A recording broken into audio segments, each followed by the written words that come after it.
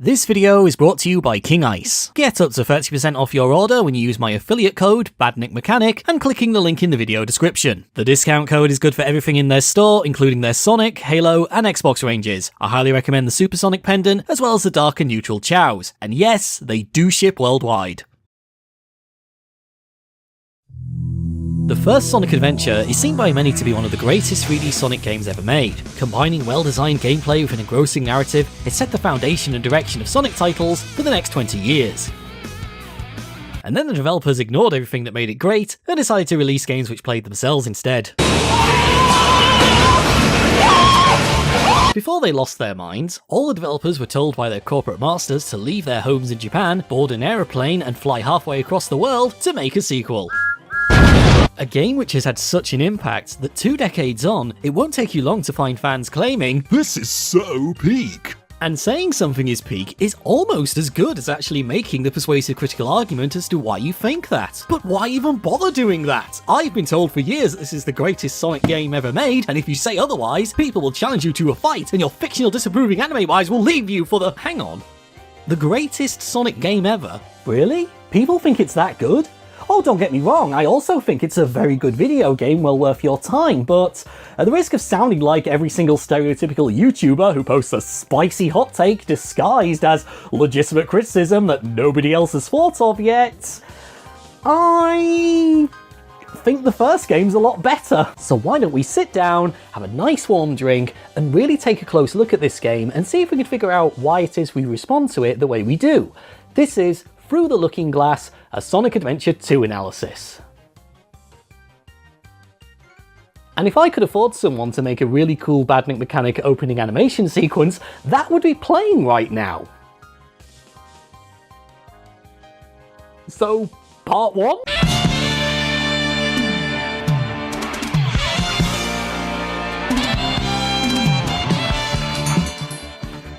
Sonic Adventure 2 is a very difficult game to try and critique. I find a lot of problems and praises with the game impact multiple areas. It's difficult to discuss one single aspect of this game without inevitably talking about what at first seems like to be an unrelated area just to make a single point. So if it feels like I'm jumping around a bit, I am trying to keep this as concise as possible, but I'm now on the 4th draft of this script and leave me alone with doing it this way. An old adage in media is show don't tell, but in video games it goes a step further to play don't show. You want the player to feel like this is their story as much as it is the characters, especially in a platforming game like Sonic. On the screen, that might appear to be Zool, Crash, or Sackboy doing all the cool stuff, but it's the player making those characters do all the cool stuff. The game is as much the player's adventure as much as it's Sonic's adventure too. Mother, I'm the pun master! But developers will often substitute gameplay for a cool cutscene sequence, which can be okay, but if you do this too often, or make all your sequences cooler than your core gameplay loop, players are going to notice that. They're eventually going to clock on that the character is having way more fun than they are. But there's actually a step below this, which games very rarely do because of how terrible it usually ends up being. And that's the idea of a character telling you about something cool that happened off screen, which you don't even get to see, let alone play. And for some reason, Sonic Adventure 2 decided to do this in a spectacularly bad way, twice. I want to ask you something very simple. At the start of the game, why is Sonic under arrest? The majority of you will already know the answer. Well, Shadow committed several crimes and the authorities mistook him for Sonic. Yeah, I know, but when do you find out about this? And more importantly, how do you find out about this? Oh, well, oh, it's actually not even in that. Oh, hang on. Tails tells you about it in the second most boring cutscene in the game. He sits in his plane just talking out loud to the player, himself, about how Sonic has been accused of destroying military hardware and robbing a bank? Wow, that sounds amazingly cool! Why couldn't I play that? Look, I'm not trying to sound like the authority of fun, but I don't have to be. Warren Spector is. In his 2017 presentation, Post-Mortem Deus Ex, Spector talks about the lessons learnt from the development of Deus Ex, and there's one part that Sonic Adventure 2 didn't quite get the memo for. If something is cool, don't even think about letting an NPC do it. Players do the cool stuff. NPCs watch the player do the cool stuff. Tell me, What do you think sounds more fun? Actually playing a stage as Shadow the Hedgehog, breaking into a busy bank, destroying robot guards, finding your way to the vault, grabbing a Chaos Emerald, all whilst being pursued by armed security, only to yell Chaos Control as you escape into the night? Or watching Tails tell you about the fun bank heist you weren't even allowed to see. And this isn't the only time the game does this, but it's even worse later on since it actually impacts several major themes and other important stuff. At the end of the game, no, not now, we're not doing this now. You see, this is what I mean by it's very difficult to critique this game because you naturally end up crossing into a different field of discussion. So we will come back to this later, but Sonic Team, start the game here with the bank heist. Not only does this give the player a really cool stage to have at, it also helps fix a few problems with the story progression, the character development, the character rivalries, and oh, let's just talk about the game story.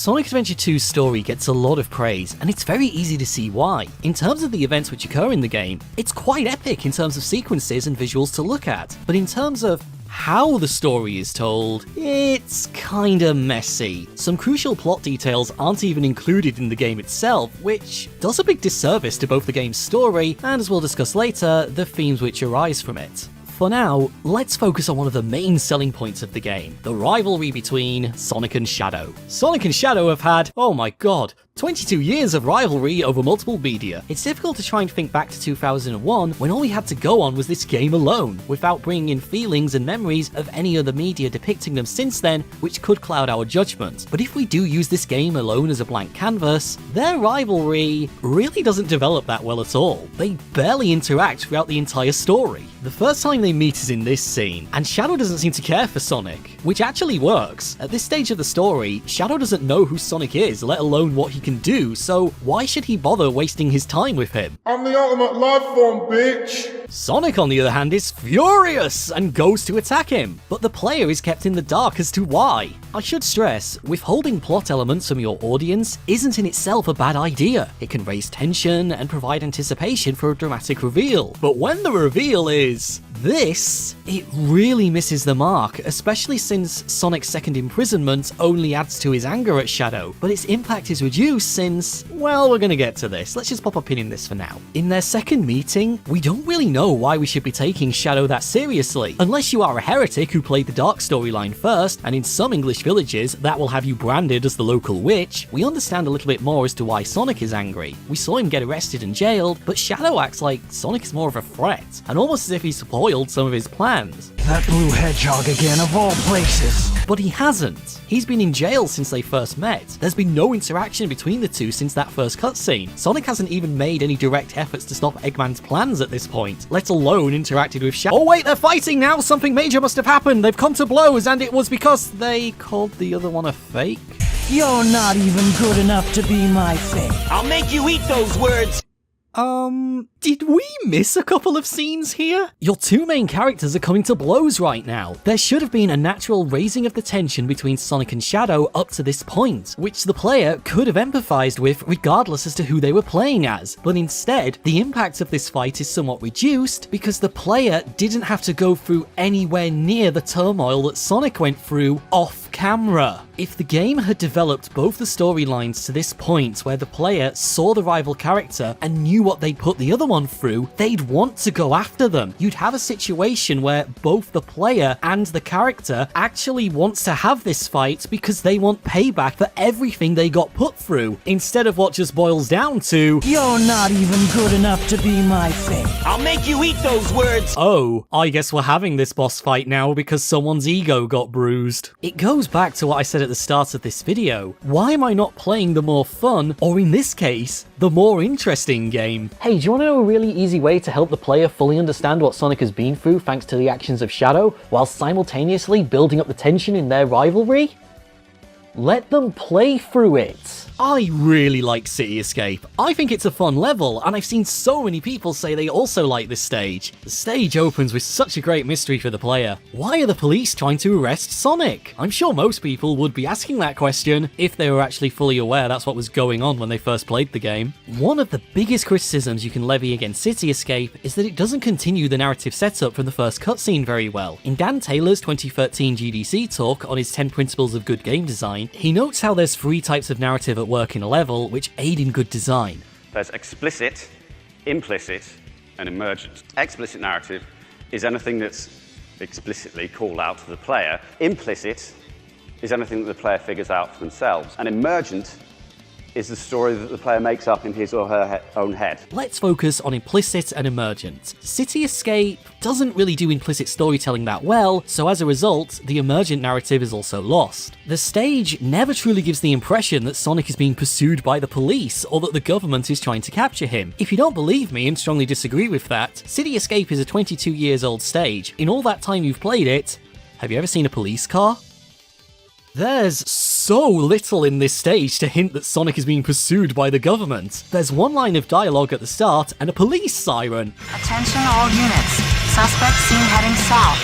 Block all major roads and capture the suspect. That's it! I'm willing to bet that if you did watch that opening cutscene back in 2001 for the first time and realise that that generic helicopter with the fictional logo on the side was indeed a branch of the government, most of you probably forgot that Sonic was being chased by the police by the time you reached the first cable car, especially since you've now got other things on your mind to worry about, like these giant armed robots, which real-world police don't use. Okay, so whilst I was writing the script for this, on the 30th of November 2022, the state of California passed a law which means that the police in San Francisco, where this game is set, can use armed robots which would be authorized to kill human beings if they wanted to. Well, despite the terrifying thought that Officer Ed 209 is back on the beat, let me continue the point. City Escape is a really fun stage, but at no point do you feel like the police or the government is out to get you. As the player, you never feel that anyone is the antagonist during this stage. Contrast this with Mission Street, a stage which objective is elude the authorities. It feels more like you went to war with the police. There's jets bombing you, police cars are blocking your way. Is that a reward for my capture? In Mission Street, you feel like everyone is out to get you. There's little to no sense of that in City Escape. There's a generic looking black truck chase at the end, but a generic looking black truck driving through a city hardly screams you're public enemy number 1, since most of you probably see this during your daily commute. Oh no, I'm wanted by the state! Do not misinterpret my words here. In no way would I say that this is a boring sequence, but this black truck doesn't exactly scream Government. You don't know that this is the government until long after you finish this stage. You don't get the feeling of having to prove your innocence or wanting revenge against someone who put you in this position. It feels more like you're just trying to outrun a truck, not trying to outrun the government or an antagonistic pursuer.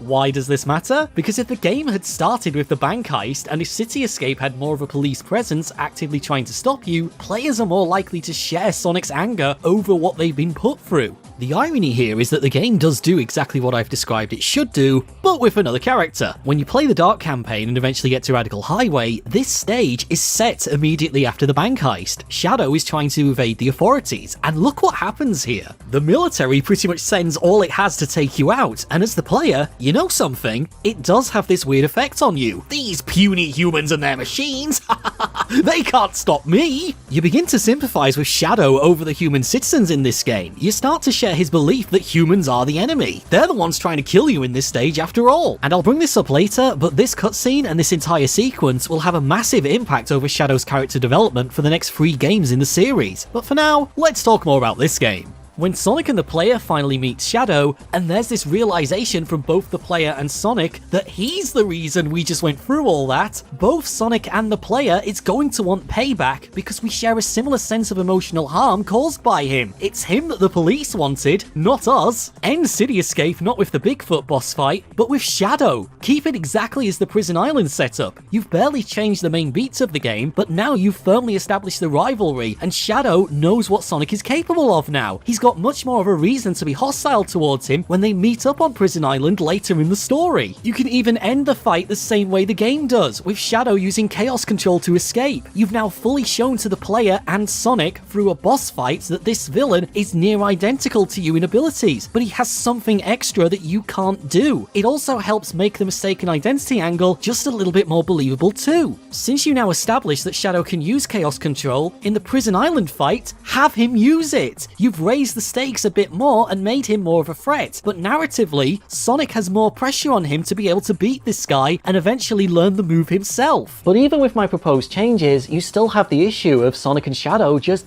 barely interacting with each other throughout the entire story, and this ends up making their rivalry appear just a little bit weak. And I do think this is a little bit odd, because Sonic Team do know how to make a really good rivalry, as evidenced in their previous games. In Sonic 3, Knuckles is constantly harassing you. He ruins your progression, actively makes the stages harder, and laughs at you whilst doing it. Oh, you bitch! You don't even get to fight him directly until the next game, and even though it's amazingly basic, no one fucking cares. It's so satisfying finally being able to take him on due to everything that he just put you through. The only thing you'd really lose from this is the initial mystery as to why Sonic is being captured, but I'd argue it's a better change. Aside from improving the rivalry between the characters and letting the player experience a taste of what Sonic just went through, it places greater focus around the mystery as to who Shadow is, and you've just let your player experience a character very much like Sonic, but a darker counterpart.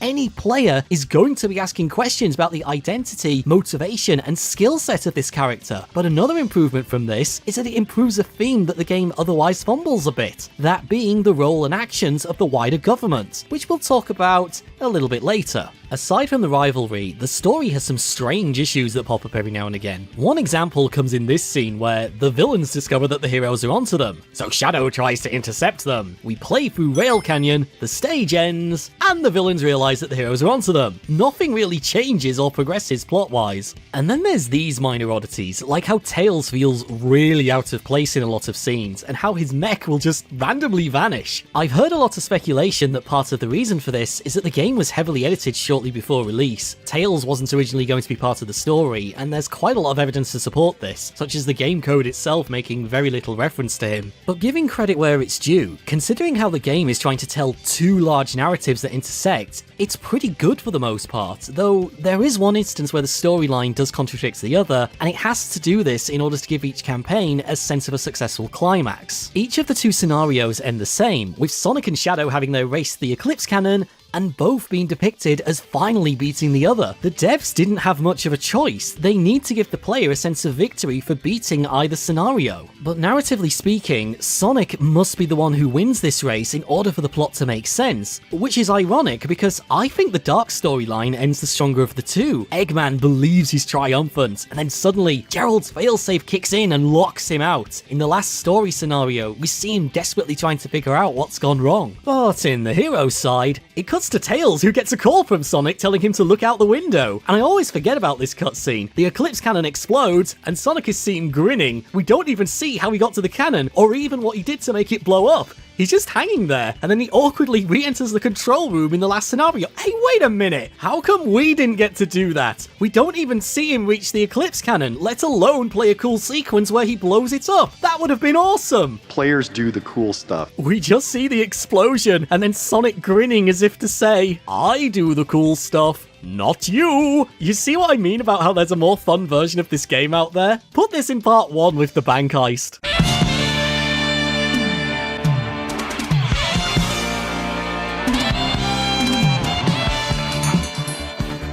Outside of Sonic and Shadow's gameplay, there's very little in Sonic Adventure 2 that outright sticks the landing, and the cutscenes are a prime example of this. To show you what I mean, I'm going to talk about my favourite cutscene. It's the one where Sonic and Shadow encounter each other just before the end of their respective campaigns, and I will warn you, I am going to be covering some very pretentious ground here, but the good news is, if your tutor in media studies is half as pretentious as I am, use this in your next class, and they'll probably give you a B! The cinematography in this sequence is wonderful. Okay, it's not going to win any awards, nor is it even the greatest for its time, but for what you would expect in a Sonic game, they've put a lot of effort into this one. The sequence starts with Sonic's back to us, we hear Shadow speak, and then there's this cut. In this frame, we can't actually see Shadow, but Sonic quickly turns and there he is! It's him! The second most popular character in all of series canon! The Hedgehog that launched 1,000 fangirls! Look at how Shadow is introduced in this scene. Sonic is startled, turns around, and Shadow just slowly steps out from behind him into frame. Sonic literally turns over his shoulder to look at his own dark shadow. You don't need to be a professor of English literature or a famous media critic to understand the symbolism with that sequence of shots. In this frame, we the player are in the viewpoint of an observer, but Shadow doesn't stop walking. He moves very slowly, and his delivery is to Sonic. That's the character who has his viewpoint when the scene starts. But when the camera zooms in, we now take the viewpoint of Sonic himself. When we look at Shadow at this moment in this cutscene, we see him as Sonic sees him, a dark shadow of himself, a fake imposter that came out of nowhere trying to overtake us. As we look at him through Sonic's eyes, the camera begins to track Shadow's movements. The player, as Sonic, is barely keeping ahead of him. I did warn you it was going to become pretentious, but just note the angle here in this scene. The player, looking through Sonic's eyes, is positioned slightly ahead of Shadow. The implication is that Sonic still sees himself as being the stronger of the two, but only just. The scene cuts again. The player now takes Shadow's perspective. Sonic's delivery is to Shadow, but his eyeline is aimed at the player. If you're watching this sequence closely, you might be mistaken for thinking, is there a continuity problem with this? Take a look at the previous shot from Sonic's perspective, and now look at the following shots from Shadow's. Sonic now appears to be the one who's trailing Shadow, whereas previously, it was the opposite. Do you see what's happened here? This is not a continuity error, nor an artificial time jump. As the camera cuts and the viewpoint shift, the cinematography itself is communicating to us that both characters view the other one as being the inferior. It's only when the player takes the viewpoint of an observer once again that the truth is revealed. Both characters appear to be at an equal level with one another. They're using the camera angles of the cutscene to convey how these two rivals see the other, but the truth is, both characters are equal. The cinematography is showing that neither character has realized this. Now I do need to interject here with an obvious open goal, as I know somebody is rapidly typing into that comment box. In the very next shot in this particular sequence, Shadow is actually positioned slightly ahead of Sonic, and this has to happen this way due to the blocking of the characters at this particular angle. If they didn't do this, you wouldn't actually be able to see Shadow, and this whole ending sequence here would just look a little bit weird, so let's continue. And it's not the first time that the cinematography has been used to convey a character's true feelings to the player. Throughout the game, the cinematography on Shadow has been used to give the impression that he's powerful, but also quite arrogant. When Sonic and Shadow first meet, Shadow is literally talking down to Sonic. The second time they meet, the same thing happens. And this extends wider. When Shadow is atop the Golden Gate Bridge, he talks about humanity and looks down at the gathering authorities. The authorities in this game can be seen as being a wider representation of humanity's strength and order, but Shadow looks down on all of it.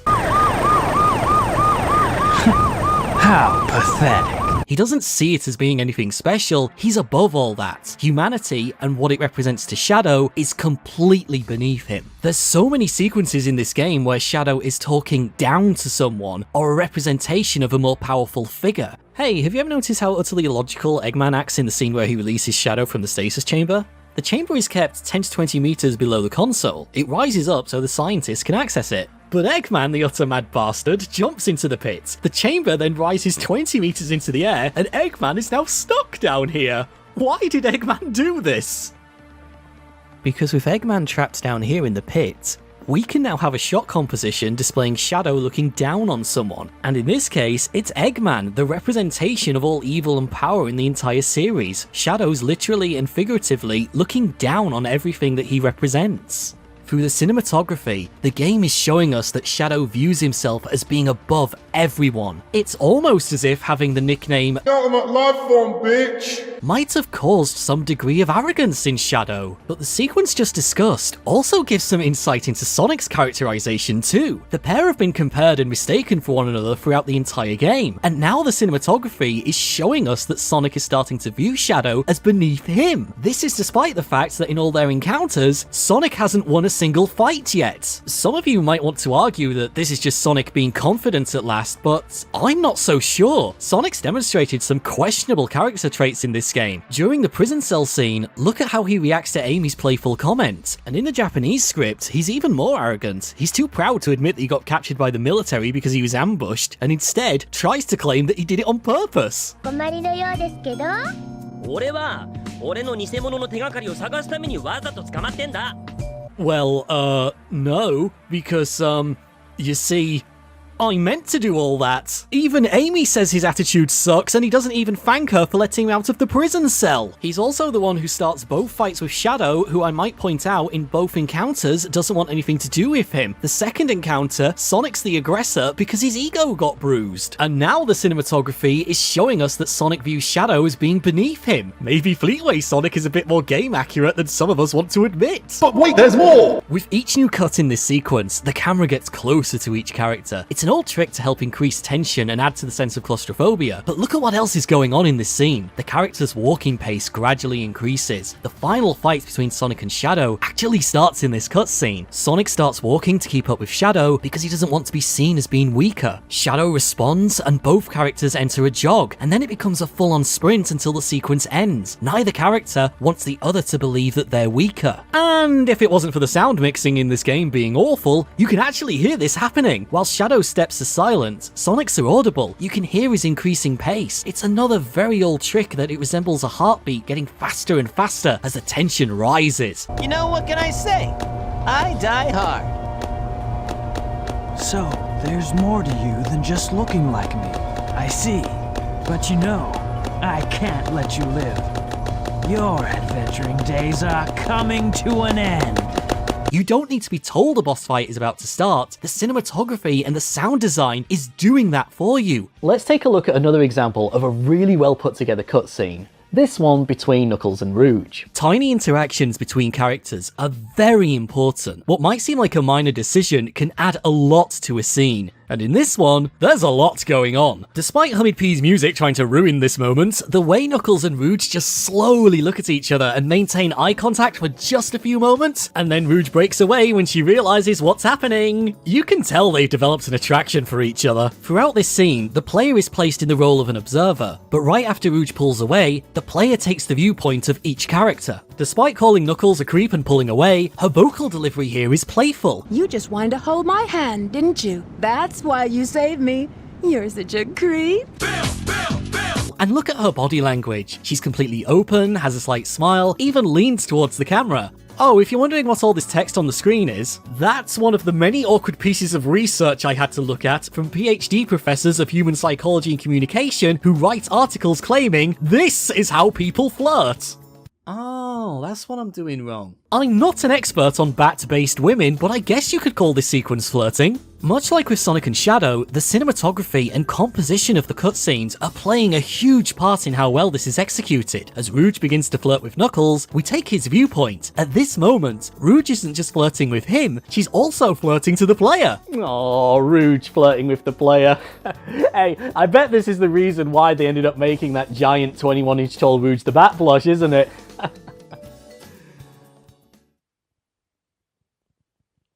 Oh my god, I bet this is the reason why they ended up making that giant 21-inch tall Rouge the Bat plush. Oh, there are some people in this fandom who are bad! We eventually take the viewpoint of Rouge, and much like most guys his age, Knuckles doesn't realise she's flirting with him. He acts quite aggressive towards her, and by extension, aggressive towards the player too. When the scene cuts back from this, we retake the role of the observer, and Rouge's body language has completely changed. She's not as flirty, she turns away, she's no longer as playful or as confident as she was before Knuckles became aggressive. Her entire body language is just conveying a character who looks genuinely hurt because the person they were flirting with didn't return those feelings. Now don't get me wrong, both Lanny and Scott are giving some great performances to support this, but it's not done alone. This look, and certainly the way both characters act near the end of the scene, these are the looks that launched 1,000 fanships. And this particular scene gets really unfairly dunked on by the fandom for that one specific plot hole, but I mean, we really have been in this section for quite a long time now. We've been talking for ages. Oh, I'm not even wearing a watch. But we have been talking a while on this, so we really should move on. And, no! Actually, no, we're not going to move on. We are going to talk about this, and I hope that this will change some of your minds. A lot of people dunk on this scene because Rouge falls off the platform to her fiery doom, despite the fact bats can fly. And I'm going to tell you why this is not a problem, and some people need a new fucking joke. Regardless as to which campaign you play, prior to this cutscene, you just had a fight with the other character. In terms of how quickly the player beats this challenge, it's completely irrelevant. In the context of the story, these fights are depicted as lasting a long time, and they're very physical. From the player's perspective, the fights can be over in just a few seconds, but for the characters, it could have been several minutes. At the start of the next cutscene, they're both completely exhausted. The game makes a point to show both of their faces. They're panting and gasping for breath, neither of which has much left. One mistake is going to cost them the fight. She makes the first move, but she's distracted trying to get the emerald shards. Her greed is her undoing and she falls. She can't fly because she's fucking exhausted from the fight. Hey, doesn't the Sonic series have a precedent for this?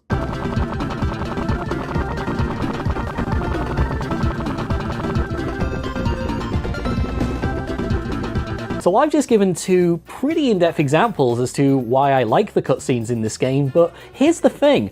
I actually think the cutscenes were done better in the previous game, or at least in a way which makes them a lot easier and in some cases slightly superior to watch. Cutscenes in the first game never truly get awful. They're so basic, it's really hard for them to do anything that justifies them being called outright bad. Yeah, of course, you can point to one or two facial expressions which are ugh. The elements which go into the cutscenes don't really push any technical boundaries, so quality remains at a constant level. Adventure 2, on the other hand, has the opposite problem. The technical ambition is higher, and some cutscenes look light years ahead of the previous game, but this high quality is all over the place in terms of consistency. And when you have multiple cutscenes of varying levels, it really harms the overall experience. And yes, I do see the tragic irony in all this. Because of the simplistic nature of the cutscenes in the first game, it takes a lot for any sequence to come across as being particularly bad or having a detrimental effect on the wider experience. But even if you don't like that as a justification, and believe me, it's borderline on my oh come on scale,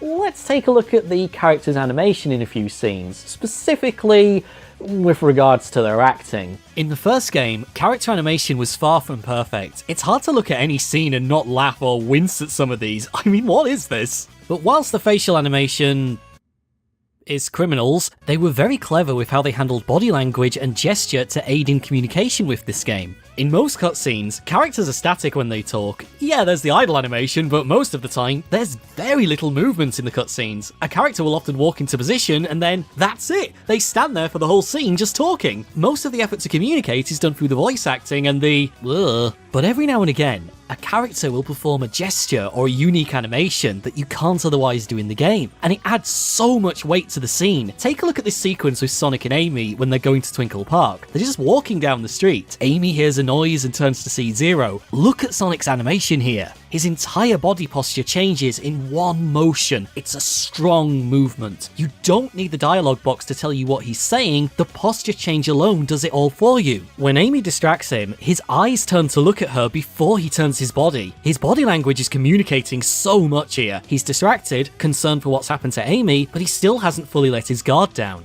The motions are basic and the flow of the scene isn't perfect, but these small deliberate movements are so powerful and help communicate characterization much better than whatever the fuck is going on between the same characters in the sequel. This scene is a mess! Sonic and Amy's limbs look like they've got a mind of their own, and none of the acting really matches up with what's going on. They're trying so hard to give the characters stage business that none of it hits the mark, and it looks like an utter mess. The previous game ensured that whenever a character had to perform a movement or a gesture, it was done sparingly enough that it helped enforce what was being said. It's frustrating because Adventure 2 does have some sequences where characterization is toned down to be more in line with how the first game did it. There's a few examples in both campaigns where characterization is more reserved and controlled. Gestures feel like they have meaningful weight to them. It makes the cutscenes feel better to watch over whatever the fuck happened in this scene. And speaking of this scene, a few years ago, New Frame Plus released a video called The Animation of Sonic Games, in which they highlighted this sequence specifically. They pointed out that this and several others were actually done using motion capture, and this hasn't translated well in terms of movement once the character models were applied on top of the data.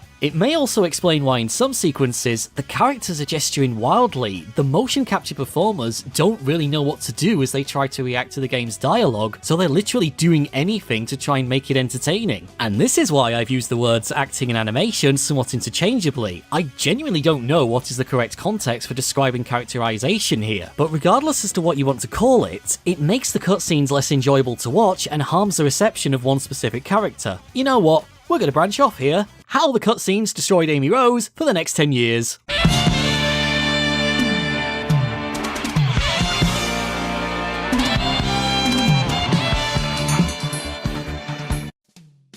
I really love what they did with Amy's character in Sonic Adventure. I spoke about this in detail in the previous Through the Looking Glass video, but the Orc Notes version of that praise is that she essentially begins the game as a naive girl who falsely fantasizes about being a hero. But throughout her campaign, there's all these wonderful subtle moments that show she doesn't need to fantasize. She was already a hero. Her character's journey is a self-realization of this, finally vowing to show her friends that she doesn't need to be saved anymore. She's going to be the one who saves them. Just watch me.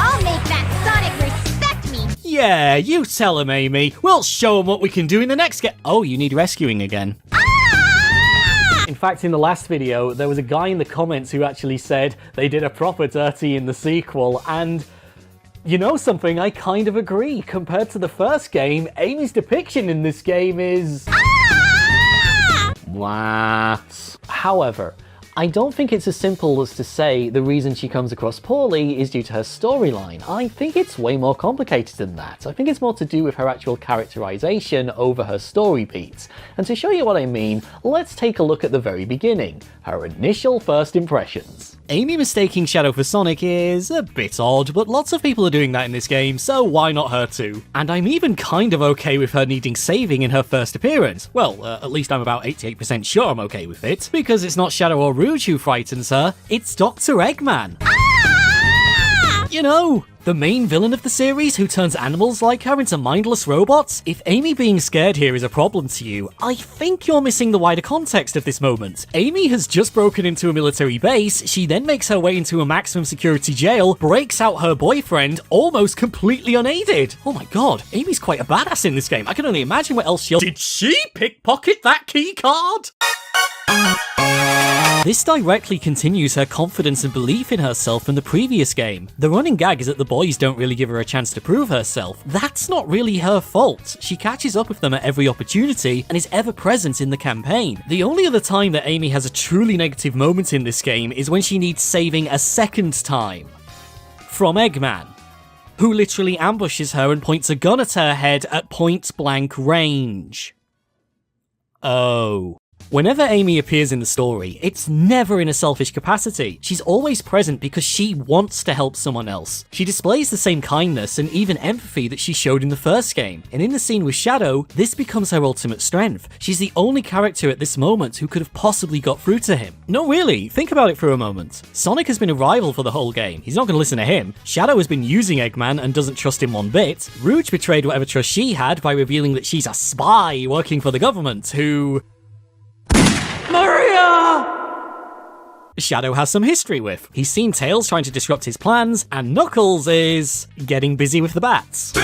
In the way that the story is presented, Amy might be on the team who Shadow sees as a villain, but Amy has no direct conflicts with him. She's the only character who shows unprompted kindness and empathy for what he's going through. Her only motive to confront Shadow is to help save innocent people who are not responsible for his, issues with the democratic process. And this act of kindness is what prompts Shadow to join the efforts into saving humanity. Now, despite what most hardline conservatives will tell you, being kind and having empathy towards others isn't a weakness. Typically, people do tend to respond positively when you're kind to them. What a novel concept. Amy doesn't do anything in this game that contradicts her journey or her development from the first. Her infiltration of a major military base is proof enough that she's continuing from the girl who promised to show the boys what she was capable of, and her empathetic approach to Shadow shows that she's not grown arrogant in this newfound confidence. Everything listed here is a major positive perspective that directly continues her journey from the first title. But if everything I've just said is such a positive, why do so many people, and I guess I have to include myself in this,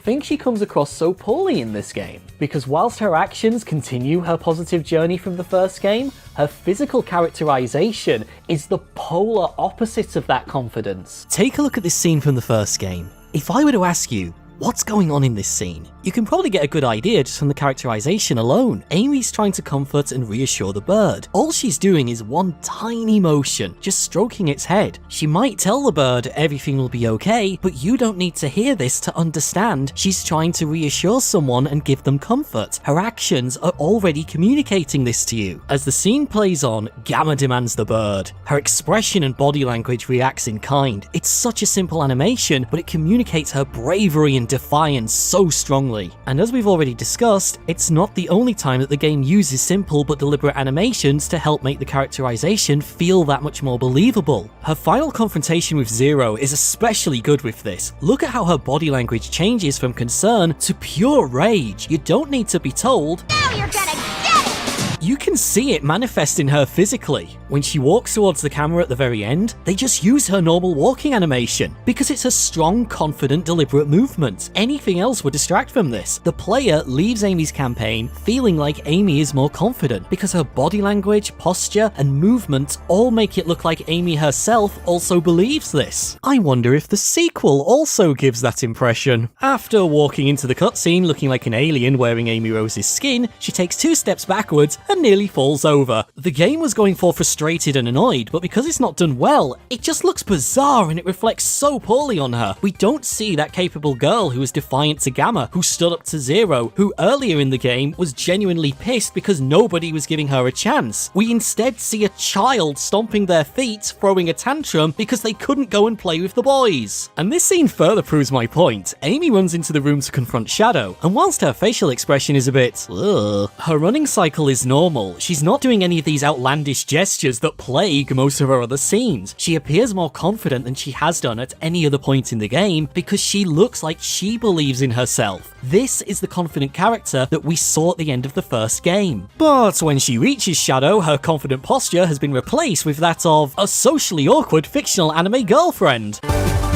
Oh, and it gets worse. It's if the director of this cutscene said, Turn on the characterization machine. And Amy seems to lose control of her arms, which now gesture dramatically at every spoken word, even when it no longer matches the dialogue or the tone of the scene. Well, at least in this scene, she's not doing— Wait, did they forget to animate her? They forgot to animate her. Well, it could be worse. It could have been this cutscene.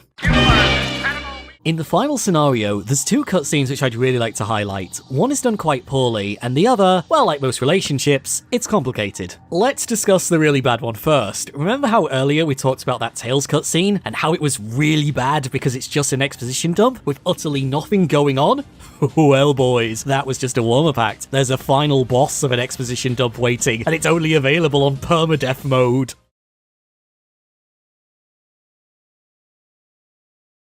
This is it.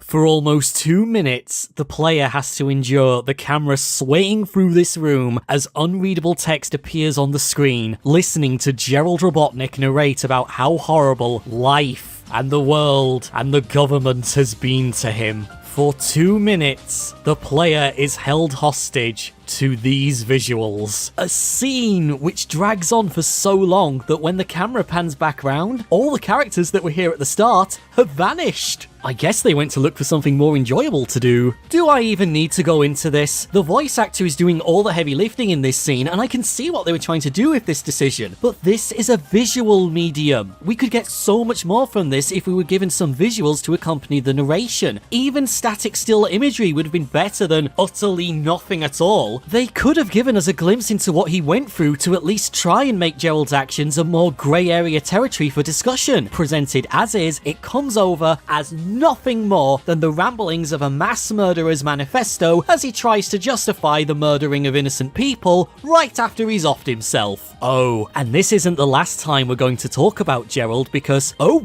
boy, there's a lot to talk about regarding his portrayal in this game. The other cutscene which, well, It's complicated. Look, I do have praise for this particular cutscene, but I don't think this praise would exist if it wasn't for what was going on at Sega at the time. So I will come back to this much later on in the video to express this, but taken as it is, I don't think this cutscene comes across well, and I think it could have been done much better.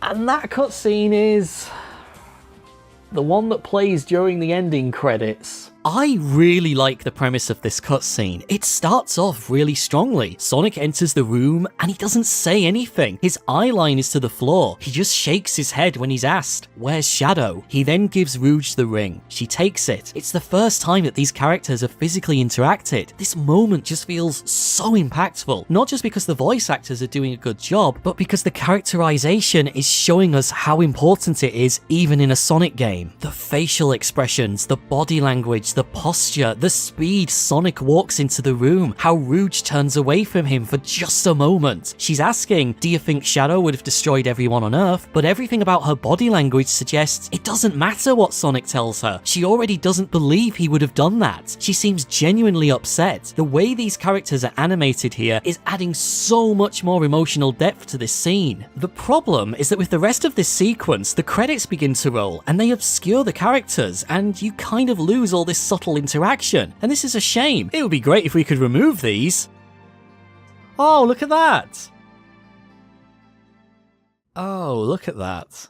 With the credits removed, you can really see how the animators cheated a lot of things here. One of the biggest things I noticed is that most of the characters don't actually move their lips while speaking. You can even see this with Rouge, since this is the one time the camera is face on. Now, this isn't necessarily a bad thing. If you can't see something, don't animate it. Save those resources. But I think it's telling that in this case, the only reason they were able to do that is because every character has their back to us. So we lose out on facial expressions and other subtle body language communication, which, as we've seen in earlier cutscenes, can dramatically enhance the sequence. And this too isn't necessarily a deal breaker for a cutscene. The ending of the first game also lacks facial expressions, and the body language is just the idle animation. But where the original game's ending is a cut above, it's with the cinematography. I've already shown how the game's cinematography can communicate so much more to a player with this cutscene, and as basic as the characterization is in the ending of the first game, the cinematography is picking up a lot of that slack. I'm willing to bet that most of you knew Sonic was going to chase after Eggman well before you saw him do it, just down to how the camera slowly zooms in on his face and holds for a moment after he spots him in the distance. Unfortunately, in SA2's ending, you don't really get that same level of connection. Take the sequence with Rouge and Knuckles. You can't see their faces and they barely move. The cinematography is nothing more than A surveillance camera? Hey, you know when Rouge says this line? I've got something better than jewels that I'm thinking about right now.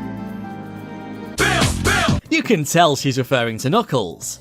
But how could you tell? From this scene alone, there's nothing going on in this scene. The only reason you know she's referring to Knuckles here is because you're thinking about this scene. This sequence is so well done with the cinematography, body language, voice acting, and characterization all working together that even if you remove the dialogue, you can tell what's going on between them. And that's precisely what happens in this scene. They don't ever admit that they have feelings for one another. It's all communicated to you through the cinematography and the body language. Whereas in this scene, despite the best efforts of the voice cast, there's nothing to tell you that Rouge fancies a Knuckles sandwich. Oh yeah, I can so tell that they're in love from this shot. Contrast this to the Rouge and Sonic scene I just showed you. You get so much more from this just being able to see Rouge react to holding Shadow's ring. But here, there's nothing. And then you add on top of the credits and oh, Rouge is now nearly completely obscured. And the sad irony here, if you look really closely, you can actually see there is some gesture going on with Rouge's hands. They look close to her face as if she's trying to hide herself. Anyway, I've got something better than jewels that I'm thinking about right now. One could describe this behaviour as being slightly bashful. I wonder if this could be because she happens to like the boy standing next to her. But the fact I have to zoom in this close for you to see this shouldn't be something I need to do right now. Look, I know it might seem like I'm being especially mean to this cutscene, but I do have some very special praise for it, which we'll get to right at the very end of the video. But for now, let's move on to something which is universally agreed to be pretty awesome. The gameplay.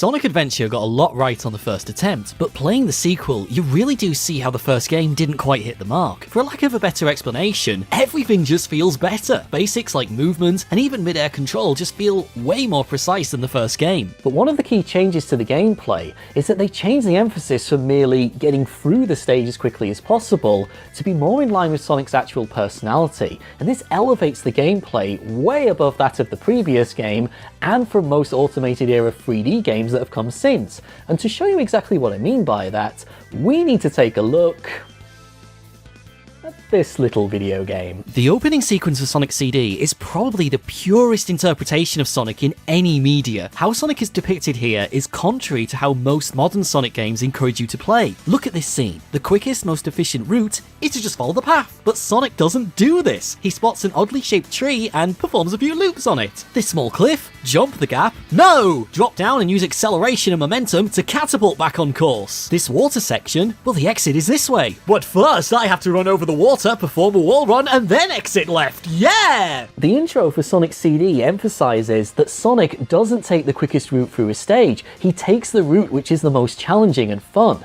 Adventure 2 incorporates this idea into the gameplay itself, so the player is now looking for these moments of fun to interact with. Let's take a look at a couple of examples. You've probably seen a few videos that show some very skilled speedrunners utterly destroying this game, only to finish a stage and see this. Barely made it. But if you do that in most Boost era 3D Sonic games, you'll get one of these.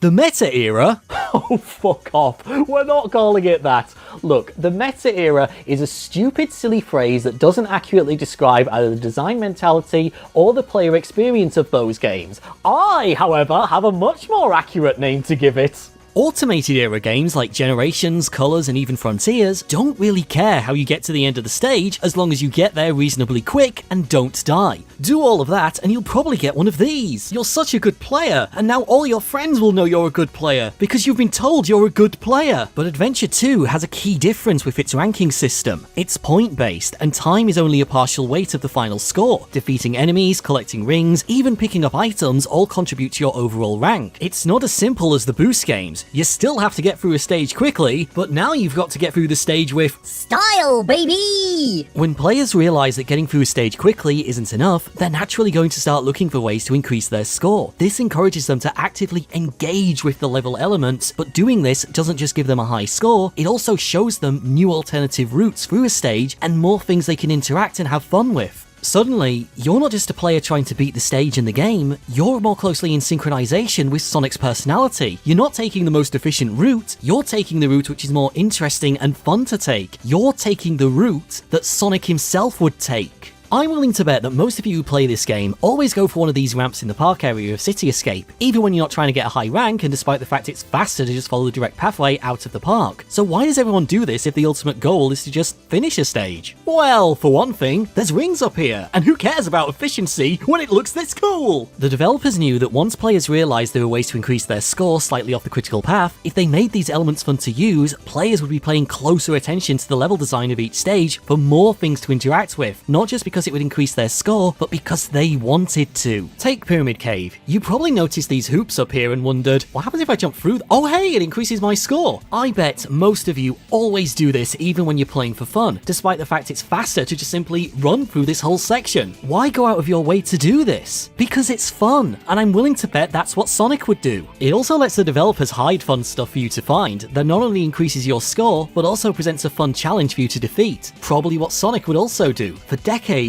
I always ran down this pathway, but recently I discovered I can get on top of this and rail grind down. Holy shit, I've discovered a new fun method of level navigation. It's also a skill check of my abilities, increases my score, and is a legitimately good time. Jesus Christ, why can't new 3D Sonic games have this kind of level design? The accompanying level design has essentially conditioned you to not play the stages as an efficient player trying to beat the game, but as Sonic would, similar to his mannerisms and personality on display in Sonic CD, as a teenager just trying to have a good time. Placing emphasis on gameplay requires the player to perform actions outside of merely getting through a stage in the most efficient means possible. The player is compelled to think about where they should go and what they should interact with, and by extension, find the pathways which, whilst not the quickest, are just way more fun. All of this is in service of the ranking system, and it's far from perfect, but most of the problems with it come from the fact that some of the scoring requirements for top ranks are just stupidly high. The score ratio system itself, however, is brilliant. I'm frankly baffled why Sonic Team have yet to return to this system, just because it's got the unintended benefit of making levels way more fun to play. You actually have to do stuff in each stage now, instead of simply blitzing through it and avoiding most of the content. Maybe I didn't try hard enough. But having obvious ramps and springs all over the place isn't that interesting or compelling to play. Good level design is more complex than this. So let's talk a little more about how Adventure 2 incorporates the gameplay mechanics within the level theming itself to make stages which are genuinely interesting and compelling to play, which has resulted in players returning to them for years after the game's release.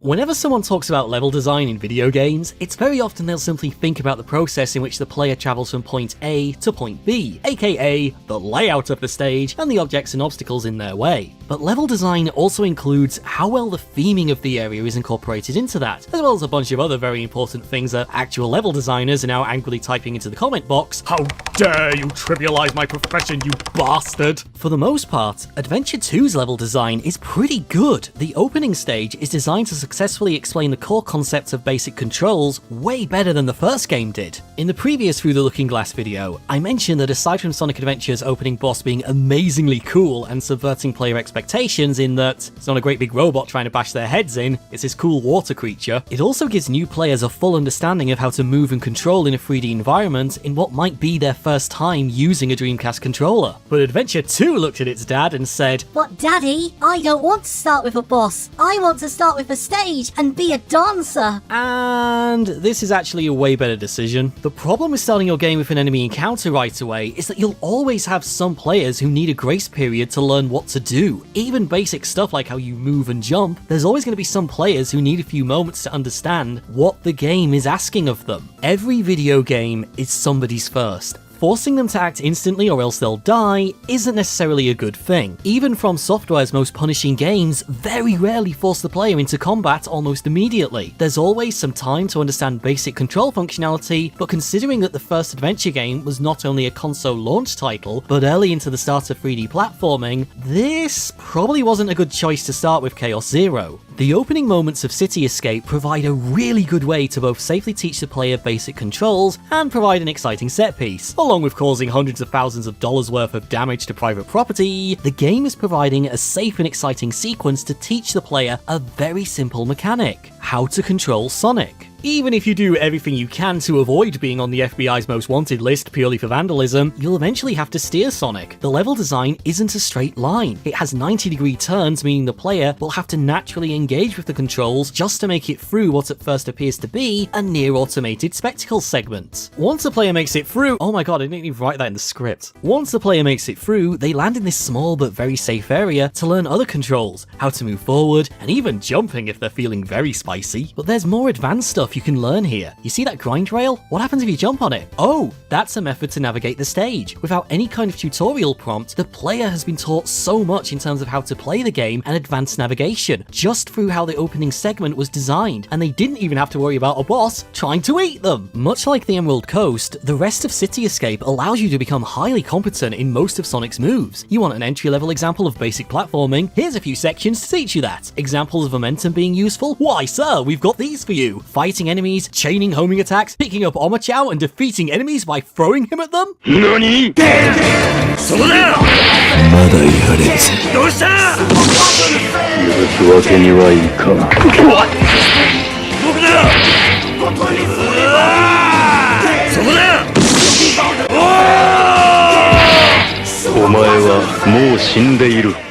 City Escape is the city that lets you do it all. But just take a moment here. Everything I've just talked about is basically level structure. It's very easy to put objects to interact with into a stage and go, there it is, level design. But even with City Escape's more outlandish elements, you never feel like you've broken immersion. You always feel like you're running through a real city. Why is this?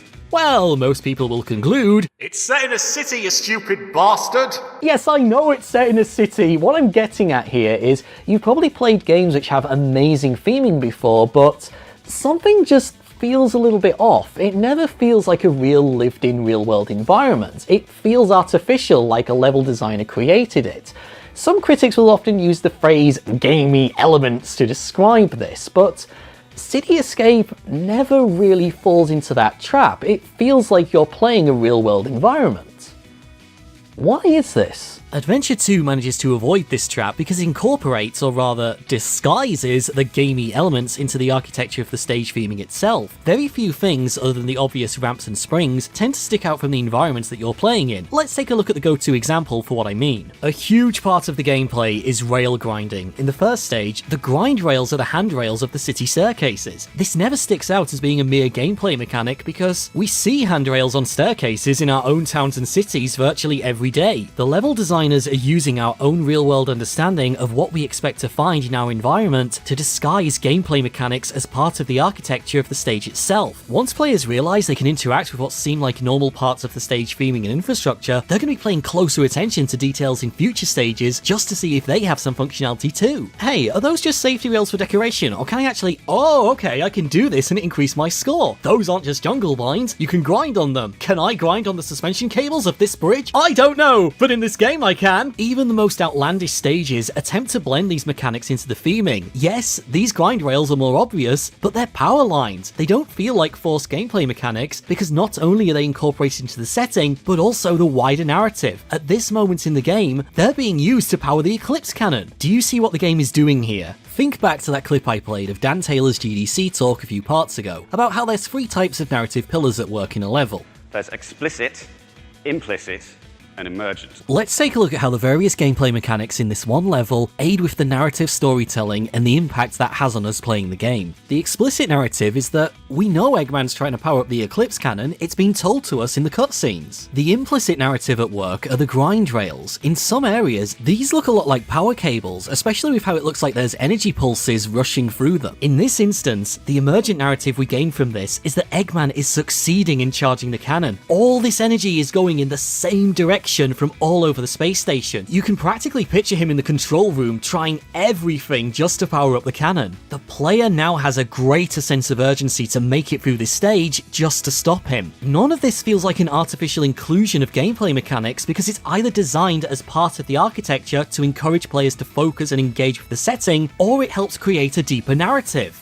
I wonder how Sonic Frontiers does it. There it is! Level design. Final Rush is the ultimate test of a player's skill and ability, but at no point will it make it impossible for someone who's having a really hard time to beat, while simultaneously, the stage never feels patronizing to those who are looking for a genuine challenge. Dan Taylor's GDC talk mentions 2 design principles which I think are emphasized here very well. Good level design always tells the player what to do, but never how to do it. Leads me to the next principle, that good level design is easy, medium, and hard. Now, what on earth does this mean? I'm, of course, alluding to the use of risk-reward.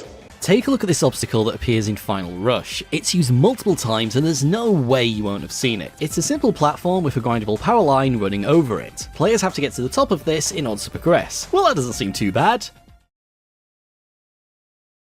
How do we go about doing that? The safest and less skilled approach is to jump onto it, and then use the bounce attack to gain enough height to reach the top. It's slow, not very exciting, but it'll get you there. But there's another approach. You can jump onto the rail, and if you land correctly, the rail takes you to the top. It's much quicker, but it has more risk. If you don't have the right amount of momentum going into this, gravity will be your doom. So you could charge up a spin dash or use the homing attack to give you extra momentum, but there's another way. And I don't know if this is deliberate, but it works better than even the riskiest approaches shown so far. If I jump towards the rail, then use the bounce attack, this will rocket me to the top of the platform. It's risky and it doesn't always work, but if you can answer that difficulty challenge, it's the quickest way to get past these obstacles. Good level design always tells the player what to do, but never how to do it.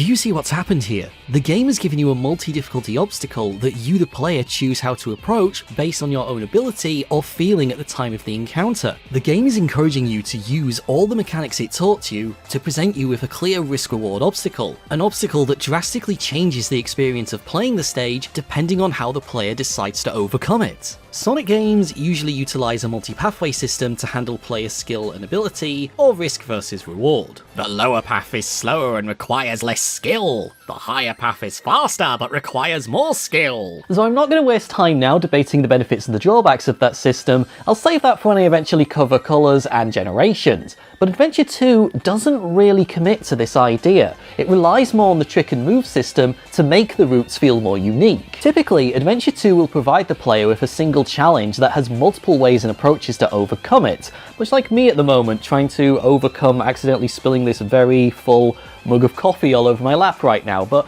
anyway, let's take a look at Adventure 2 and see how it does this for the player. In Metal Harbor, there's a two-way split early in the stage. Use the light dash to arrive at this platform, or alternatively, continue the slow path to arrive at the exact same platform. Alright, let's look at a better example. In Green Forest, there's another two-way split. Go past these enemies to run past another enemy, at which point you arrive at this ramp and return to the critical path. Alternatively, jump on this spring or climb up this path. Follow it, and it takes you to a set of springs, which take you to the exact same place the other pathway. Hang on a second! In both these examples, the player is arriving at the same destination, granted at a slightly slower time, but has hardly experienced anything that I describe as being a unique experience or much of a harder difficulty skill check. Run through the tunnel or run through this half pipe. It's so different! I love it, so different! Now this would be a big problem if the gameplay was an oversimplified experience, like most of the automated era boost games are. But Adventure 2 ends up giving the player loads of different tools to use, and more importantly, opportunities to use them within the level design of each stage. This makes the routes feel extremely different and rewarding to play through. You probably notice how along this pathway, there's a line of rings here. Hey, if we reacted quick enough, couldn't we? Oh, okay. Suddenly, this pathway is not only faster, but a lot more unique. It requires the player to react to an opportunity left by the level designer, which ends up rewarding them. If you ignore the full toolset in your arsenal, or just don't react quick enough or recognize the opportunities, you might as well have just taken the slower route. Part of the genius of SA2's level design is that the fast route isn't just faster because you happen to press jump at the right time and, oh, I'm on the faster pathway now. It actively requires the player to think and use all the tools at their disposal whilst on each pathway. Doing so makes the game way more enjoyable because the emphasis on the effort is constantly on the player, even when they make it to that faster pathway or encounter that specific object that has multiple approaches to overcome it. It's the player that makes the fun moments, not the pathway that they're on. We'll get back to the upgrade-specific stuff in a moment, but SA2 does have some branching pathways similar to the design mentality of most recent titles. The best example of this can be found in Radical Highway. You eventually get to this bridge, and there's multiple ways through it, each requiring a higher level of skill with an equally rewarding payoff. The lower paths are easier to access, but are slower and more dangerous. The higher path is harder to access, but the payoff is amazing, and most importantly, each pathway is uniquely different to the other. The pathways in this section are not only designed to be completely different from one another,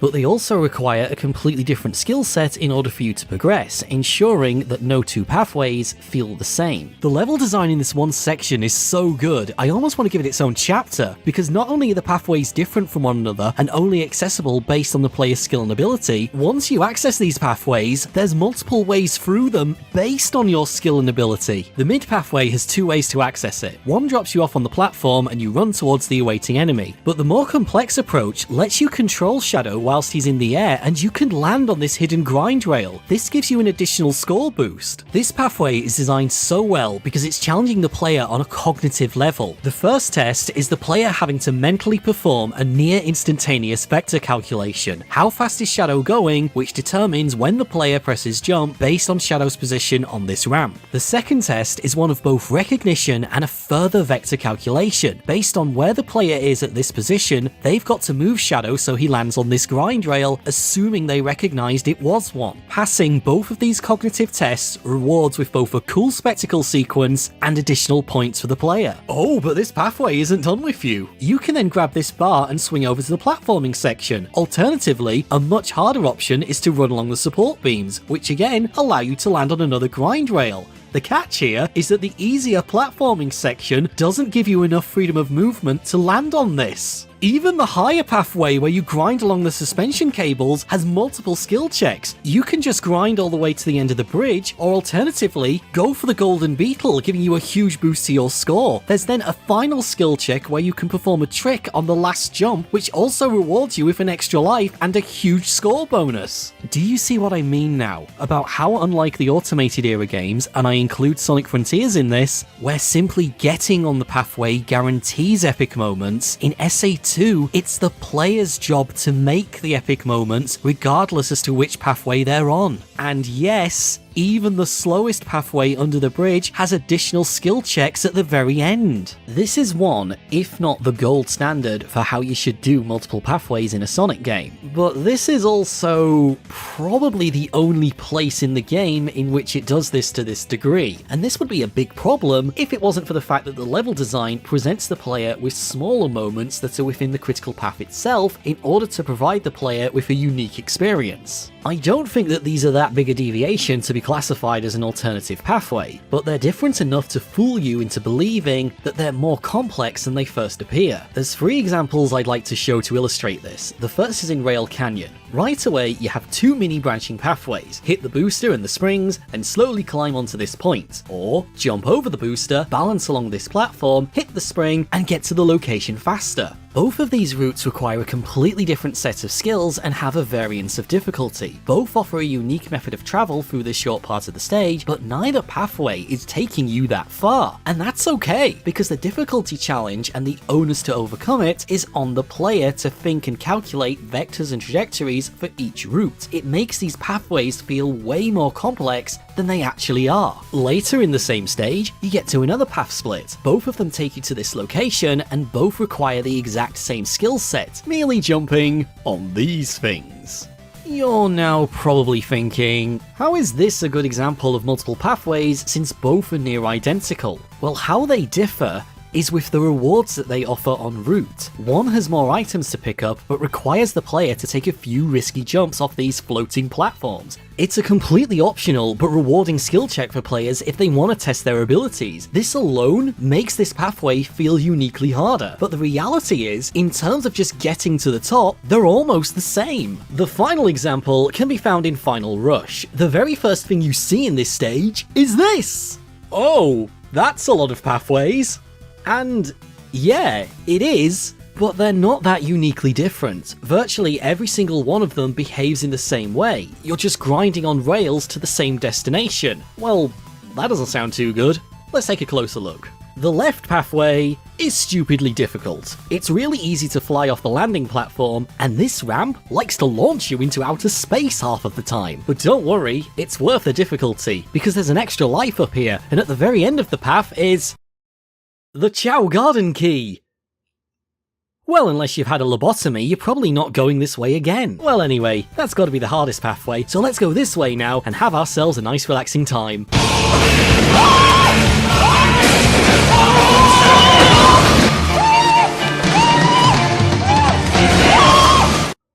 I don't like this. Strictly speaking, in terms of their construction, both pathways are very similar in terms of how you navigate them, and neither one is that long before they reconnect. But how they differ is that the safer path is precisely that. It's safer. It has way more safety nets in the form of longer platforms and barriers to ensure that the player doesn't fall to their doom. Even the grind rails on this pathway don't require you to build or maintain momentum. The natural speed gained by the game's own gravity value is enough to ensure that you can make it. Hey, should we now compare and contrast all that with the harder pathway? The harder pathway demands that you maintain your momentum. You also have to rapidly spot a hazard, quickly calculate when to make Sonic jump at the right vector just to make sure you land on this platform. You then have to mentally calculate and execute how far you need to run in order to build up enough momentum to make this jump. Then time your homing attack and do a similar calculation for this hazard, all whilst making the decision, should I aim for that item bomb or just pass it all by completely? And you have to do virtually all of this whilst moving at speed. And And if you get something wrong during this whole sequence, you're over an instant kill death zone. It's back to the start of the stage for you. But once you can beat it, it's such an amazing feeling. It's so much fun, and it's also a good long stretch of, wait, hang on a second, this pathway isn't that long, but it felt like it lasted forever. What's going on here? I'm a big believer that good video games are the ones which make you think and have to perform some kind of mental calculation. No, smartass, not the kind where you have to sit down and work stuff out with a pad and paper, but the kind where you do near instantaneous and you don't even realize that you're actually doing it. When you first move your character, the game is teaching you loads of stuff. Acceleration rates, top speed, jump height, and a bunch of other stuff. But as you play and experiment, you begin to learn that other forces affect your character too, friction and gravity being the most common. As you experiment with what your character can do and watch how the world responds as you combine all this stuff together, you're able to predict outcomes based on what you've planned. You're not being told the precise floating point decimal value of gravity, or need to know the precise formula of Newton's third law of motion that the game is coded to, but you are calculating a few kinematic equations based on the knowledge you've gained from experimentation. You're now able to perform near instantaneous calculations each time you encounter an obstacle in the game. And if you're that one smartass who says, "Well, I've never had to perform any calculations when playing a Sonic game," ah yes. How do you think you need to know if you have to perform a running jump or where to estimate your landing point for basic platforming? This is why that part of Final Rush feels longer than it truly is. The player is performing so many calculations and executing them rapidly, it's quite the mental demand. But when they're successful, Mr. Brain releases that dopamine and the player feels good about themselves. And it was all because the designers placed a lot of decision-making moments and complex problems for them to solve in a short period of time. Now let's briefly talk about the M word. Momentum. Adventure 2's level design and gameplay isn't good just because it has that, but it is very good and very fun to play because of all its mechanics, including momentum, responding positively with virtually every other aspect of the game, from how a character moves to the level assets themselves. At least for these two characters. We're gonna get to you guys! It's very unlikely that you'll successfully beat some of the harder pathways on your first attempt, but once you learn how all the game's systems work and respond to one another, you're able to come up with calculations and tactics to execute. Once your experiments begin to work, you then get this amazing sense of empowerment. Hey Dan, by any chance is this one of your top principles for good level design? Good level design empowers the player. I bet you all felt amazing when you finally came up with a route and a strategy to get to the top of the missile in Metal Harbor, didn't you? This section is a mini obstacle course in which you need to utilize all the tools and abilities you've learned so far, but I'm willing to bet that some of you managed to figure out other cheekier ways to make it to the top. Once you knew how each mechanic in the game worked and how the game's world responded to it, you then applied it to this scenario, unless of course you are that one guy who's still homing attacks these instead of just using the spin dash to get past them. Get those A rank points, baby! I know I've not covered absolutely everything there is about Sonic and Shadow's gameplay, but can we be honest with ourselves for just a moment?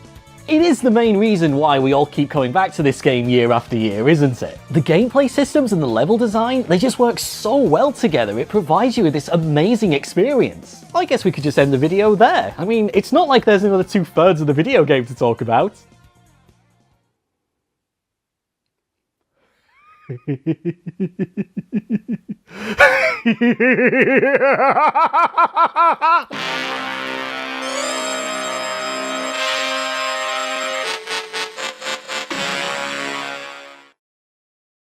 One of the oldest jokes related to this game is that it's only a good game if you only play 1/3 of it. I don't want to be that harsh, but both these gameplay styles do feel a step down compared to the previous title, which is odd, because there's been some major improvements directly addressing most of the criticisms from the first game. Gamma's campaign was a surprise hit. His story is communicated to you through cinematography, body language, gesture, eye contact, and even the speed he walks into a room. It's a wonderful little story that's told to the player, which echoes the early days of silent cinema. And his actual gameplay is also surprisingly fun. You really do feel like a powerful, unstoppable robot. But as good as his campaign actually is, it does have one very curious criticism. Despite the primary focus of his gameplay being shooting, there aren't many enemies to shoot. And the stages which do have enemies for you to shoot, they don't actually fire back at you. Well, don't worry, Adventure 2 fixes this problem by giving the player loads of enemies to shoot. Oh, this is great! Finally, the world will know and fear your name as you rampage through the streets. You see those squishy humans? You can wreck their machines! Show them no mercy! Laugh manically as you escape into the night!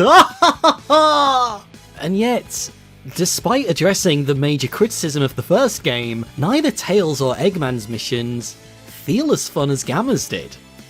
Why is this? The easiest answer I can give is it's a combination of the level design and the one change that they did make to the gameplay. In the original game, gameplay is centered around time. You're constantly running out of it, and building chains of kills rewards you with more. The reward for doing well is leniency. A consequence of this design decision is that stages can't artificially hinder the player too much. This means that when you're doing well as Gamma, you can blitz through stages. You are a powerful, unstoppable robot. The sequel, on the other hand, changes this. Time is no longer the driving factor, points are. Chaining kills rewards larger point combos. This isn't at first glance a bad thing. You can now design more complicated levels since the player doesn't need to build up a huge time safety net in order to progress. But as a consequence of this decision, many stages employ a lot of annoying artificial barriers or obstacles designed to deliberately slow you down. Every time I get to this stage, I just hate how long it takes to destroy these walls. In this stage, you're waiting for movable platforms or doors to open. I hardly feel like I am the Eggman, I have the master plan, I have an IQ of over 300, and I'm piloting a nuclear-equipped walking deathmobile as I'm waiting around on the world's slowest lift ride. Oh yeah, this is great! Proponents of SA2's shooting will cite that, well, it's fine. It has way more platforming than the previous game. That's a good thing. Yes, that's true, but what's the point in giving me all this excellent platforming if you're gonna artificially slow down my progression, either with artificial barriers that I have to spend time to destroy, or literally standing still doing virtually nothing as I wait for permission for the game to let me get to the more exciting part of the stage. With the exception of Mission Street, Weapons Bed, and Cosmic Wall, I just find the level design boring. Cosmic Wall does mix things up a bit for the better with the low gravity that allows for some crazy platforming.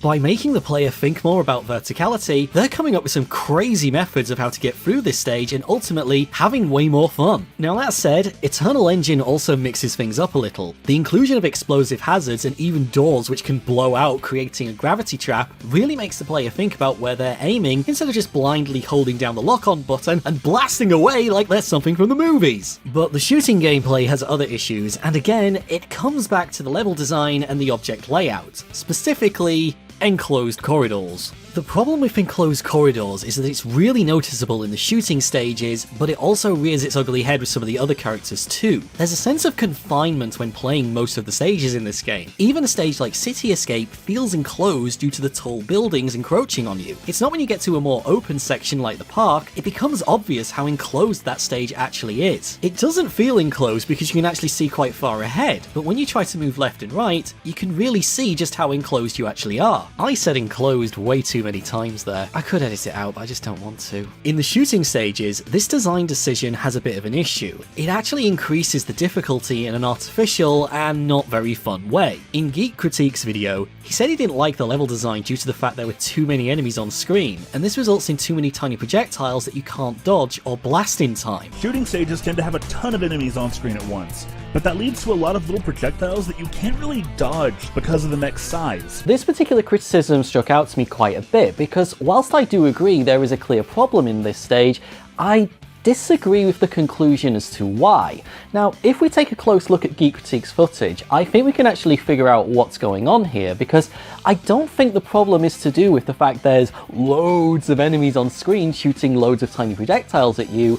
I think it's more to do with the layout and the topography of the stages, so let's take a closer look at Geek Critique's footage and see if we can actually pin down what might be the real issue going on here. Tails is waiting behind this gate. The player's view is restricted to just this small section. We can't see to the left or the right, or even completely ahead of us. Our vision is restricted by a small corridor. As the gate opens, an enemy appears for a fraction of a second. It's then instantly obscured by the bottom of the gate. As the gate rises and Tails passes through, the enemy is now hidden behind behind a second corridor. The player is naturally going to go forward, but they're actually moving into danger and they don't even know it. The enemy is now obscured by the playable character himself. The player, who is still moving forward, doesn't realize that they're moving directly into an enemy. It even fires its weapon whilst it's still on its strafing vector. Most players are only going to register that there's an enemy there after it's fired and begins moving towards them. At this moment, unless the player instantly fires, odds are they're going to take a hit. The barriers here prevent evasive action to the left, and moving to the right takes you into the flight vector of the enemy. Due to the design deliberately obscuring this enemy, unless you are extremely familiar with this stage, you're probably going to take a hit at this section. Putting the blame on this due to the number of enemies on the screen versus the size of the mech feels a bit disingenuous due to the simple fact there's only one enemy in this footage. And in this footage, the enemies don't even fire at you. The issue isn't too many projectiles versus your mech size, it's the level design being restrictive, which means you probably won't notice the enemies are on their way. And this problem is further compounded by a flaw with the sound design. These enemies don't give you any audio clues that they're on their way. So imagine if you were in this corridor and all of a sudden a single enemy swoops in. You can't see it, you can't hear it, unless you know it's coming, you're likely going to take a hit due to the design of the stage. Well, fortunately, a single enemy doesn't do this.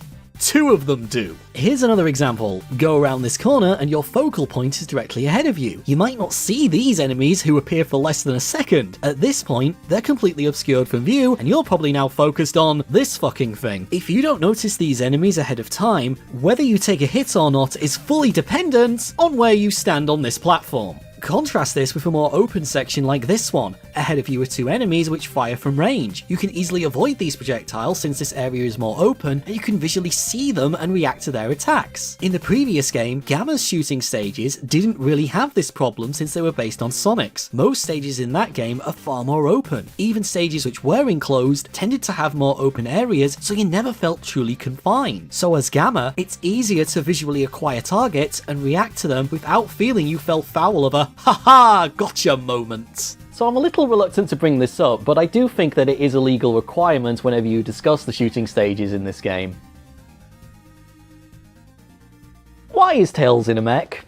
If you're very familiar with Tails as a character, playing as him in this game feels a little odd, in that his primary character trait can't actually be used in the campaign, but at least narratively speaking, confining him to a mech robot isn't that strange. The previous game firmly established that he was a pilot, inventor, and a scientist, and really good ones at that. Well, at least for 70% of it. So the idea that he would build himself a mech isn't that unusual. I would imagine that for players who are new to the series, it doesn't feel that strange.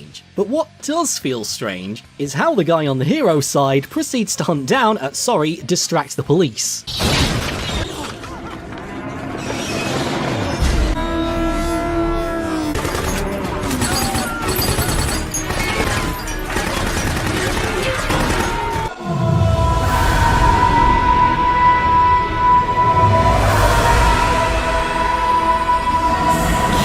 Mission Street is a really fun stage. It might be my favourite Tails stage in the whole game, but there is this initial mental barrier of, why has Tails the Fox developed a taste for bacon and going around distracting the police? I really don't want you to think this is a serious complaint, but I've yet to meet anyone who didn't do a bit of a double take when they discovered that Tails couldn't fly in this game, or decided to cause the government to open a public inquiry into how a two-tailed fox was able to put most of the police force into early retirement. The shooting stages are just sort of okay. At least they're not as bad as this. The primary criticism against the original game's treasure hunting stages was in two parts. The first was that the stages were too small. They were small arenas cut out of Sonic stages. Finding the shards wasn't that interesting, since you could almost predict where they were going to be once they appeared on your radar. Adventure 2 completely fixes this problem. Stages are now designed with treasure hunting in mind, the majority of which can be vast. Pumpkin Hill feels like it goes on forever, and the space stages, oh look how high I am, mother! On paper, these stages are amazingly cool. Just look at all this stuff. Stages even contain their own unique level elements. Mad Space lets you orbit different planetary bodies, and in Aquatic Mine, Knuckles swims! Yeah! This stage has time mechanics that impact how long doors stay open for. Like I said in the retrospective video on this game, you really do feel like a mini Indiana Jones when you explore these environments. But we can't have Rouge and Knuckles' stages being better than everyone else, so let's find out how the developers decided to ruin it for everyone. With one simple change. The treasure hunting stages go from being potentially very fun to absolutely frustratingly dull, and you all know the reason why. They restricted the targets from being found in any order to a strict sequential order. You don't even need to play the game to work out why this is a problem. You can spend ages traveling or configuring a stage just to explore one part of it, only to then be forced back to return to the previous section you just cleared. And in cases where you have to configure the stage, you might do this incorrectly the first time. You then explore the wrong area, only to be forced back to the start, reconfigure the stage a second time, only to then potentially configure the stage again, all for one target. There's another 2 waiting for you. It's no coincidence that one of the most popular mods for this game is the one that reverts the treasure hunting to that of the first title. I never play SA2 anymore on PC without this mod, just because it makes the stages way more enjoyable. But there's other things in this mode which are also just a little bit broken that really let it down. If you got stuck in the first game, there was a really cool hint system. Walk up to Tikal, the glowing pixie orb thing, and she flies off in the direction of the target. It's far from a perfect system, but at least it gives you a rough visual go here direction to head in. The sequel completely changes the hint system to clues, and most of these clues are completely useless. Even on the rare occasion where you get something specific, it doesn't change the fact that you still have to physically find the location of where the clue is sending you. Please tell me you all see the problem with this. Oh, you can't find the emerald shard? Well, don't worry, it's near this other thing that you also clearly haven't found, otherwise the radar would have pinged when you did, so yeah, good luck with that. Versus the original games. This way! And a clear direction for you to travel in. This is the video game equivalent of telling your partner, I've lost my key, only to be told, oh, you left them on the keyring with the other keys. Now I'm going to contradict myself slightly because I actually kind of like this idea in theory. The idea that you're not directly shown where the target is, you're given a clue and have to go out and find it yourself. The problem, however, is that some of the clues don't take into consideration the fact that you have to configure the stage. So you still have that issue of, have I configured the stage correctly for the clue I've just been given? If the hint system was more like the first game, you'd get a clear visual indicator of where the shard was and you'd know how to configure the stage. It's really unfortunate because without mods, the treasure hunting in this game is just awful. Combined with how restrictive the hint system is, the restrictions on the target acquisition order, it doesn't matter how much more interesting the level design is to the first game or how well Knuckles and Rouge control, the core gameplay experience is so fundamentally frustrating, you just can't enjoy it. Oh, we're not done yet, because even when you find the shard locations, there can still be problems. When I first started to play this game back in 2002, I actually ran into a problem which admittedly has never happened since, but it marred my experience so much I've never been able to forget it, and I don't want to waste too much time trying to actually get this to happen in the game, but what I've done here should hopefully illustrate what happened and why these stages have left such a negative impact on me. I'd beaten the entire hero campaign. I'd gotten all the way to Mad Space and I'd found all but the final target, and I was having a lot of problems trying to track it down. Eventually, I saw the radar begin to ping when I was on this planet. The radar was red at this location, so I knew that I was almost on top of it. I tried digging into the ground, but nothing worked, and you have to be extremely precise for buried targets in this game, so I spent a lot of time repositioning myself just to try and find this shard with no luck. And then I realised my mistake. It wasn't in the planet, it was in here. The box contained the target. Well, that's not a problem, I'll just jump into it and oh. Well, if jumping into the boxes doesn't open them, it's got to be gliding, right? Well, oh, gliding doesn't work either. Wait, how do you open these? I could not figure out what I was doing wrong. I even started to consult the hints in the level to see if they would hold the answer, but no, nothing. I was even becoming worried that I'd missed a mandatory upgrade for destroying mid-air boxes. I was that stuck with what I had to do. It infuriated me so much that I went online and discovered a few other players had also run into this problem, and nobody could figure out a solution. This was this game's version of the bouncy barrel. Eventually, someone cracked it, and we couldn't believe how simple it was. You have to rotate the analog stick and press attack. Rouge will then do a very specific kick in which she flies up into the air and destroys the box. This is the only time you ever use this move. You're never taught that you can do this move in the game, and in all the years I've replayed it, I've never encountered a use for it outside of Mad Space. As far as I can tell, there is no other use for this move in the whole game outside of making some boss fights more of a hassle to beat. If anyone out there has ever had to use this move to mandatory progress, please state in the comments where and why. But hey, it's not all bad. The gameplay can be mixed up. thanks to the upgrades.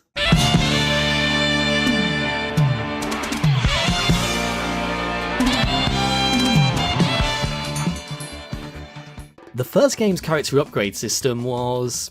well, it was okay, I guess. Most characters had one upgrade that was vital for progression, and a second which didn't really help much. Otherwise, the biggest flaw with that system, especially for Sonic, was that stages ended up becoming designed around one specific upgrade. Take the Lightspeed Dash as an example. When you really look at most Sonic stages, there's not many places to actually use this ability outside of critical path progression, but in the sequel, this has been improved. Levels are now designed so that the decision to use an upgrade is more in favour of an accompaniment rather than mandatory level progression. Since you can now activate the Lightspeed Dash with a single button press, it means developers can incorporate multiple options for you to experiment without breaking the flow of your progression through the stage. See this line of rings? You can use the Lightspeed Dash and now you're on this rail. Not only is this amazingly cool and you feel awesome the first time you do this, it's giving you a slight bump to your score and final level rank. And you can do this with any line of rings that you see. Try it out, and if it's successful, you've now got a new way to navigate through this particular stage. Once players realise this, they're now paying way more attention to each stage, looking for these moments of fun to use their upgrades just to see how it affects their route and if it's going to reward them. This kind of level design is so much more compelling than that of the first game. In the first game, it was a mere binary choice of charge up the Lightspeed Dash to go a faster route, or go the longer route. What a choice! It's a similar story for the bounce attack upgrade. This is used originally to allow Sonic to get to higher platforms, but you can also use it on grind rails to instantly get a boost of speed. Doing this never breaks the flow of the game. It's simply another useful tool that you can use to get the most out of your journey through the stage. Oh, this sounds great! They really learnt their lessons from the first game. Except they didn't. In fact, they made it slightly worse. Much like with the first game, most characters have one legitimately useful upgrade, and maybe a second one which is sort of okay, and then the rest are kind of useless. But there's not just one useless upgrade, there's loads of them. Loads of them! Liquid! Snake! Did you like my sunglasses? If it's not for some of the extra modes, which most players only ever play once, I'm willing to bet most of you out there forget that Mystic Melody actually exists in this game, let alone ever decide to use it. When I returned to this game to make this video, I completely forgot that Knuckles and Rouge have an upgrade that lets them see invisible things. Maybe I'm forgetting there's a side mission in which this is useful, but for the 20 years that this game has been out, I've never once encountered a situation during the campaign where I thought, oh man, I wish I could turn this enemy into an orb so I can throw it at something. And you know something? I could probably live with these useless upgrades if it wasn't for the fact that if you do happen to collect one of them, your character ends up looking increasingly ridiculous. Oh man, this is a really tense cutscene. I sure hope nobody's dressing in a pro. Oh, hi Knuckles. Even upgrades which are useful in theory don't actually have any use. I always forget that there's a version of the Lightspeed attack in this game, and the reason for that, there's nowhere in the game that sticks out as a logical place to use these upgrades for either progression or fun. And the sad irony with me saying that is that when I was looking for spots to test the Lightspeed attack ability specifically, it actually feels like it works better than it did in the first game. And that's the big thing for me. Are these upgrades fun to use? Do they have a use? Or is it counterintuitive to use them? Take the magic hands. In the first game, without any upgrades, it's possible to pick up bombs and throw them back at the Badniks and destroy them. The first time you realise you can do this, it's hilarious. You'll probably do it once, maybe twice, but that's probably it, because it doesn't really have a use other than a quick laugh. Also, the sequel does let you do this too, but there's almost nowhere that you can do it successfully, therefore the first game is better.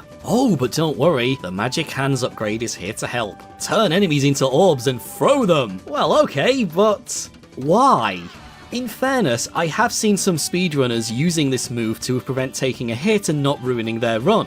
Well, good for them. But the majority of us are just after a good time. I'm Sonic the Hedgehog. I can use a homing attack or a spin dash, and it won't ruin the flow of 90% of the people who play this game. This upgrade is worse in every way. Say what you like about how useless some of the upgrades were in the first game, at least they had instances where you could use them to get extra hits or damages on bosses. Even Chaos had a unique animation designed around using the Lightspeed attack. But in the sequel, outside of the Lightspeed dash, it doesn't feel like any of the other upgrades have incentives to use them. And there's a really obvious missed opportunity with the upgrades that I'm honestly baffled isn't in the game, and I wanted to put this in part 1 because it's a really good example of why am I not playing the more fun version of this game. Oh, that chaos control's really cool. It'd be great if I could use it.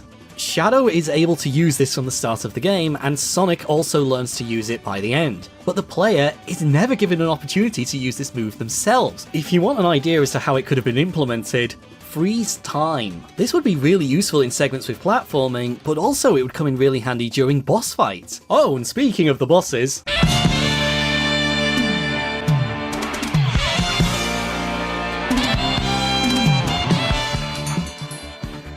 Boss battles in Sonic games have never been that great since the jump to 3D. There are a few exceptions to that, but it's no coincidence that since 2011, most fights have been reskinned rehashes of previous encounters that fans have said, it was okay. With the arrival of the automated era, the design mentality for boss fights is to give the player a spectacle sequence over a compelling fight. See virtually every boss in Sonic Frontiers. So it feels somewhat mean to criticize the boss fights in SA2, since a few of them do make an attempt to give the player a genuine duel between themselves and a stronger foe. In the first game, there was a problem with boss fights being repeated verbatim for different scenarios, and SA2 continues this problem. Boss fights in this game take two forms. You have the fights against original enemies, and you have the fights against the other characters. Let's call these the rival fights. Rival fights appear in both scenarios with no changes. The Tails vs Eggman fight even repeats itself. Yeah, the arena is smaller, but so what? You were hardly using that entire flight deck in the first encounter, but hey, at least in the second encounter you can lock onto that explosive device and score a cheap hit, and it's always fun to do that. But the rival fights are as basic as you can get, and the fact you have to play the exact same encounter in each scenario really isn't a good thing. Players have already beaten this boss, why are you making us play it again with virtually no changes? The only positive you can really put on these is at least the battle with Rouge and Knuckles is somewhat challenging, if only because the opponent can climb and glide. Most of the difficulty in this encounter is simply trying to locate the opponent over trying to defeat them, and I honestly can't tell if this is a positive or a negative due to how basic the rival fights are. In the first game, it was possible to finish these in just a few seconds, but now there's some actual duration to these fights, so you've got a longer encounter doing some basic stuff? I'm not sure if that's a good thing or not. What do you think? The issue of boss fights repeating isn't limited to the rival fights. Bigfoot is technically fought 3 times, once by Sonic and Shadow, and then a 3rd time by Rouge. Her encounter feels somewhat more original since the enemy is now flying all the time, but it's essentially the same enemy you've faced twice before. It's not that original or compelling to face this again. The Egg Golem also repeats itself. Sonic's encounter is arguably the more interesting of the two, since you've got to utilize both speed and precision platforming in order to defeat it.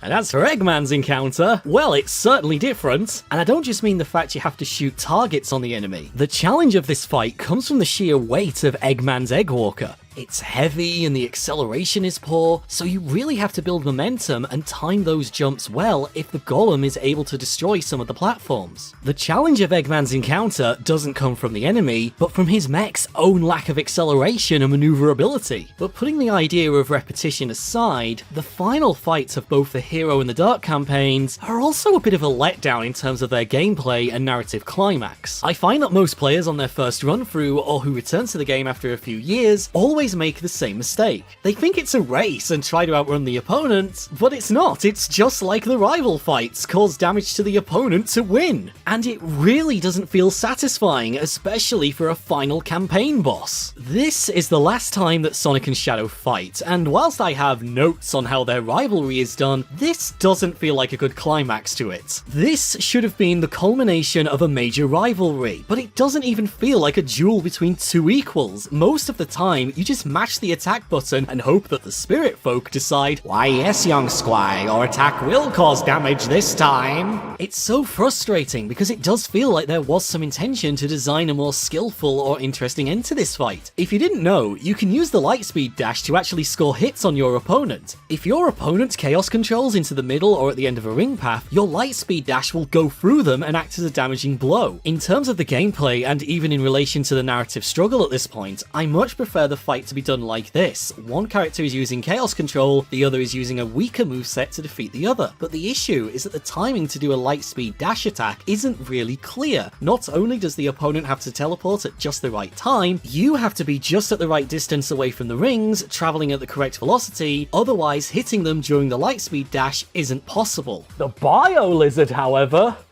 oh, that thing's a wonderful mess. Let's talk about it. I'm a firm believer that a good boss fight should be something that makes the player feel like they've engaged in a duel between themselves and an opponent who is near their equal. An encounter that requires you to use all the skills you've learnt in the game up until that point, but you still need to utilize strategy and tactics to take the opponent down. Bonus points if the boss is designed in a way that mean it has a weakness within its own attacks that you can exploit. I think the term skill check is an oversimplification for a lot of really good boss fights. Yeah, the game is testing what you've learnt so far, but it's also employing something to counter what you do or throw a bit of a curveball into those experiences. The footage on the screen right now is from Sekiro, and yes, Sekiro is a really hard game, but for those of you out there who've actually played it, especially this boss, you'll probably understand what I'm getting at with this. So with regards to the Bio Lizard, it feels a little bit like a skill check boss, but it stops short of being a genuine duel between yourself and a much stronger foe. You don't actually fight this boss, instead you're put through a mini reaction endurance test. Run away from the mouth, but not too far, or else the tail will get you. Jump over the energy balls. Oh, you have to roll under this one. You've now earned the right to use this grind rail to hit the weak point. Repeat several times. Oh, it's a win! You're such a good player, and all your friends will also think you're such a good player. Oh, but wait, we've mixed it up now. Now you have to use homing attacks, and we saved the best surprise for last. Shadow floating! Look at him go! What happens if you directly attack the monster? Nothing! This is an obstacle course, and we're not leaving until you do it several times!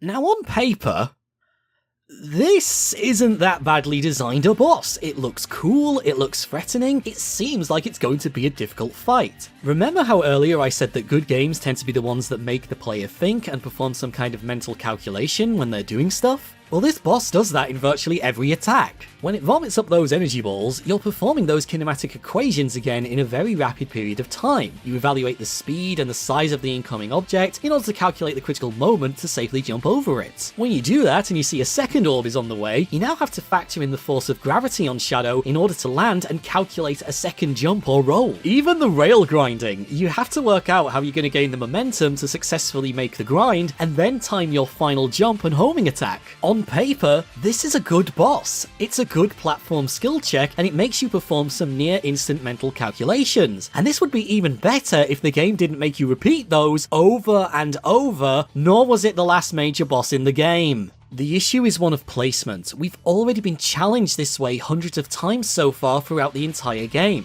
With no way to damage the boss outside of completing the mandatory obstacle course, which is near verbatim repeated, you're not rewarding any kind of creativity from the player. Take a look at the final boss for Sonic 2. There's a clear moment here where players can score an easy hit, but players discover that there's actually a way to get hits on this boss as it's walking. It's difficult and it doesn't always work, but if you're successful, it really does feel like your creativity and skill was rewarded. The Bio Lizard, however, you're stuck doing obstacle courses. But at least this boss gives you something more to do than this. So I'd like to thank those of you who are still subscribed to the channel, because the way I hear some of you talk about this boss, anyone would think it was a religious experience. Am I supposed to describe this as raw? Am I supposed to just praise it because it looks cool? Well, yeah, visually this is the impression, but from a gameplay perspective, in terms of what you're actually doing, both the adventure games have really boring final bosses. This boss is a spectacle sequence. You're not really doing anything here. Yeah, you're moving in all 3 dimensions, but what do you actually do? Compared to the Bio Lizard, you ain't doing that much in terms of everything we just previously talked about. Credit where it's due, this is a great spectacle sequence. No way would I ever say that this doesn't look cool. It's clearly a final endgame reward, but it's not a good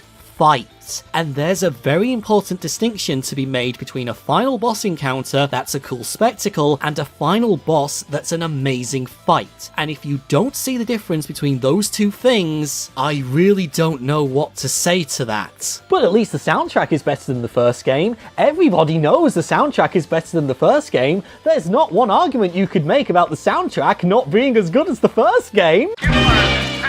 There are some really great songs and equally good pieces of standalone music in the game's soundtrack. For some stages, the music fits perfectly. City Escape and Pyramid Cave are prime examples of where the accompanying tracks really help with the setting and the stage's own standalone identity. It'd be great if the rest of the stages had this. The problem with the game's soundtrack is that unlike the first title, or most video game soundtracks for that matter, is that most of the stage music was written for the character and their current internal monologue or expression of their feelings at that particular moment of the story over the stage setting itself. Now, this isn't necessarily a bad thing. After all, stage musicals have been doing this very thing for decades, and look how popular they are. But in this case, this is a video game, and I think the decision to make this a character-first approach with the music is a little bit of a mistake. This really becomes a problem when you eventually beat the game and decide to replay some stages. Instead of getting music that reflects the stage you're playing itself, you're getting story elements of which you already know the answer. Why did Eggman keep the stones? It becomes a further problem when you realise a lot of the stage music doesn't really fit the stage tone or environment. The end result is this weird juxtaposition of your ears telling you to feel one way, but the visuals and the themes of the stage setting, they're telling you something completely different. This is further compounded when you realise that several stages sound very similar to one another despite being completely different in both setting and tone. Some characters are impacted by this more than others. Rouge is a good example. This music is supposed to accompany a pyramid setting.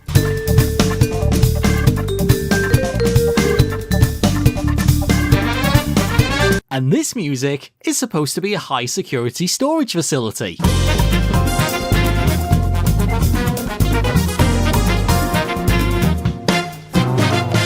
Some of you are that unfamiliar with these stages, and because the music sounds so similar, you've not even noticed that I switched the tracks, have you? But the biggest issue by far with the soundtrack, because the music is written for the character first, if you're not a fan of a specific genre of music, oh, you're in for a horrible time when it comes to playing as specific characters. What? You don't like jazz? Well, you better not play as Boo Bat Lady. Hard metal rock not your thing? Well, you gotta stay away from Shadow. Don't want to listen to music from someone who, according to these people, allegedly lied to their fans about not being paid, alongside alleged accusations of extortion? Well, then you better not play... What the fuck? I've not even mentioned the firearm felony charge yet. Oh, let's get out of this section.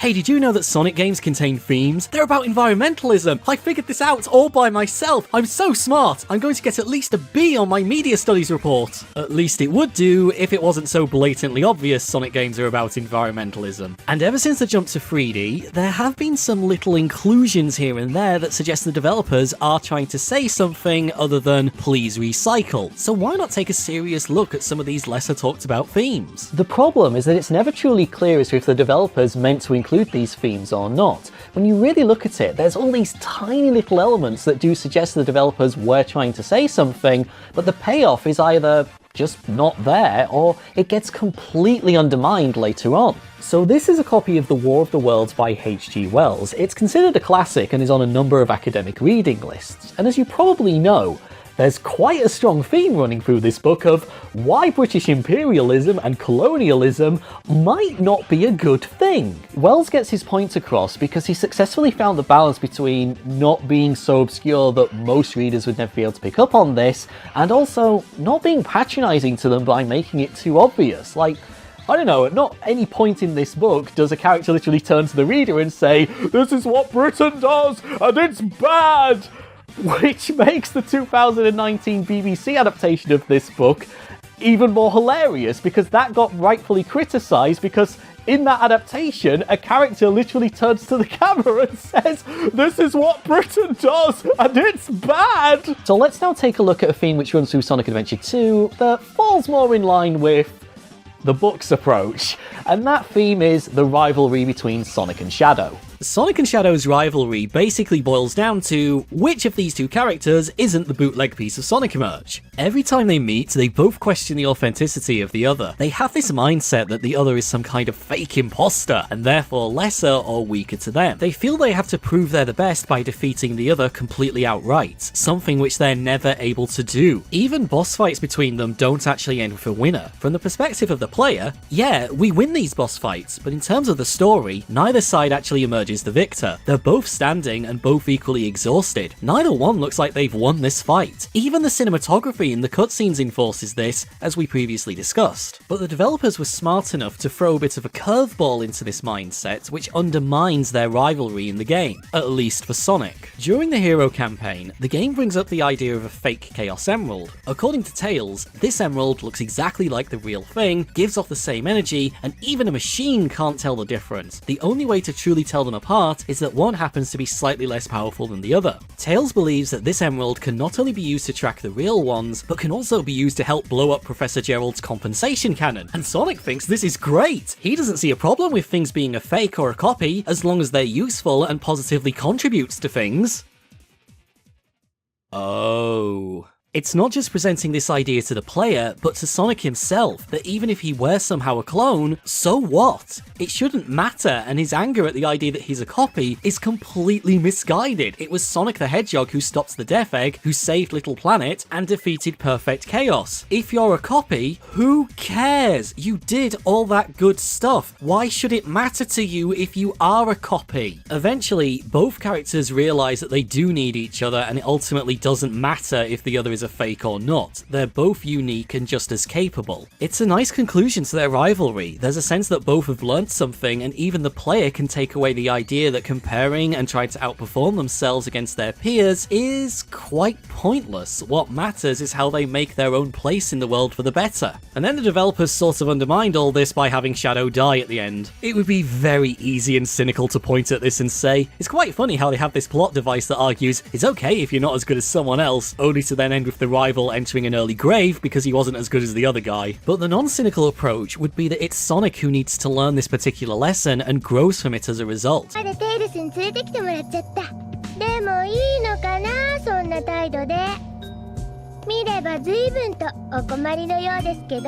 I'll make you eat those words! It's a nice little outlook on life that the player could also take on board if they pick up on it. But this does leave us with an interesting little thought. This idea and theme is clearly more deeper than the usual standard protect the environment message that usually runs through various Sonic games. It does beg the question, should Sonic games have more serious social or political commentary within them? And do they already contain those ideas, but they're sort of overshadowed by that initial entry barrier of, sir, this is a game about Sonic the Hedgehog. Is this really the time or the place for that? Regardless as to whether you think people can take them seriously, Sonic games do contain themes and pieces of commentary on real social and political issues. Why did we volunteer for the war? Both the first and second adventure games do this, and they present their themes through the same focal lens, the actions of their villains. Oh, I don't mean between Eggman and Chaos. I'm talking about Gerald Robotnik and Pachacamac.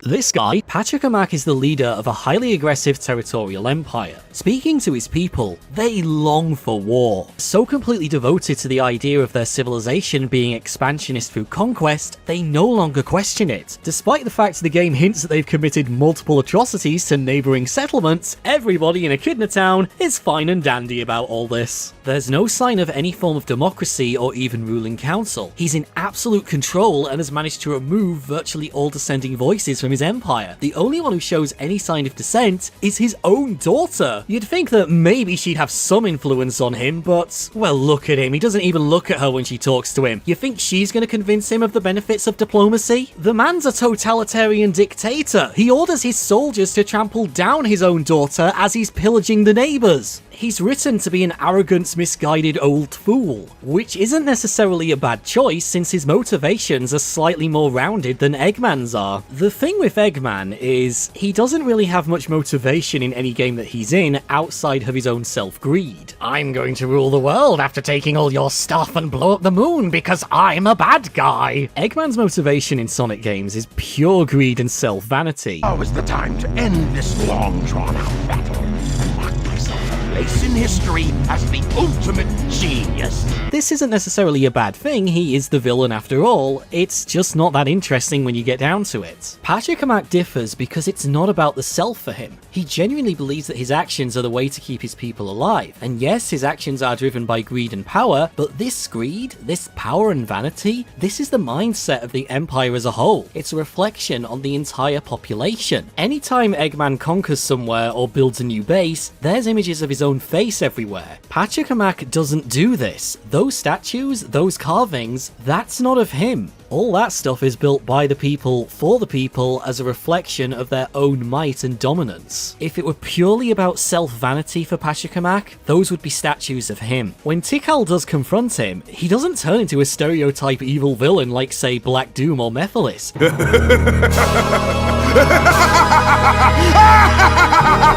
I'm a bad guy! He doesn't raise his voice, he doesn't laugh menacingly, he just justifies it as very matter of fact. We have to do this because our people need those resources. We need those 7 emeralds to give us total power. It's power for the people, and they are your people too, you know. We must get that emerald. There's no sense that he's doing this just for his own ego. The impression is that his empire is on the verge of collapse. If he doesn't do something, his people are doomed. This is something you can at least debate. But for me at least, my stance is that this belief system is a total fallacy. He's ruling an empire that can't support itself. It doesn't matter how many raids he does, his people are doomed under his leadership. This final raid is his last throw of the dice. He's convinced both himself and his people that war is the only way out of this. Ultimately, their plan doesn't pay off. His people's greed and arrogance destroys themselves after they're defeated by what they perceive to be a weaker nation state. You know, I think the developers might be trying to include some political commentary in here, but speaking as a British person, I definitely can't think of a single instance in human history where a more powerful nation has ever tried to take over another one for all their resources and gold.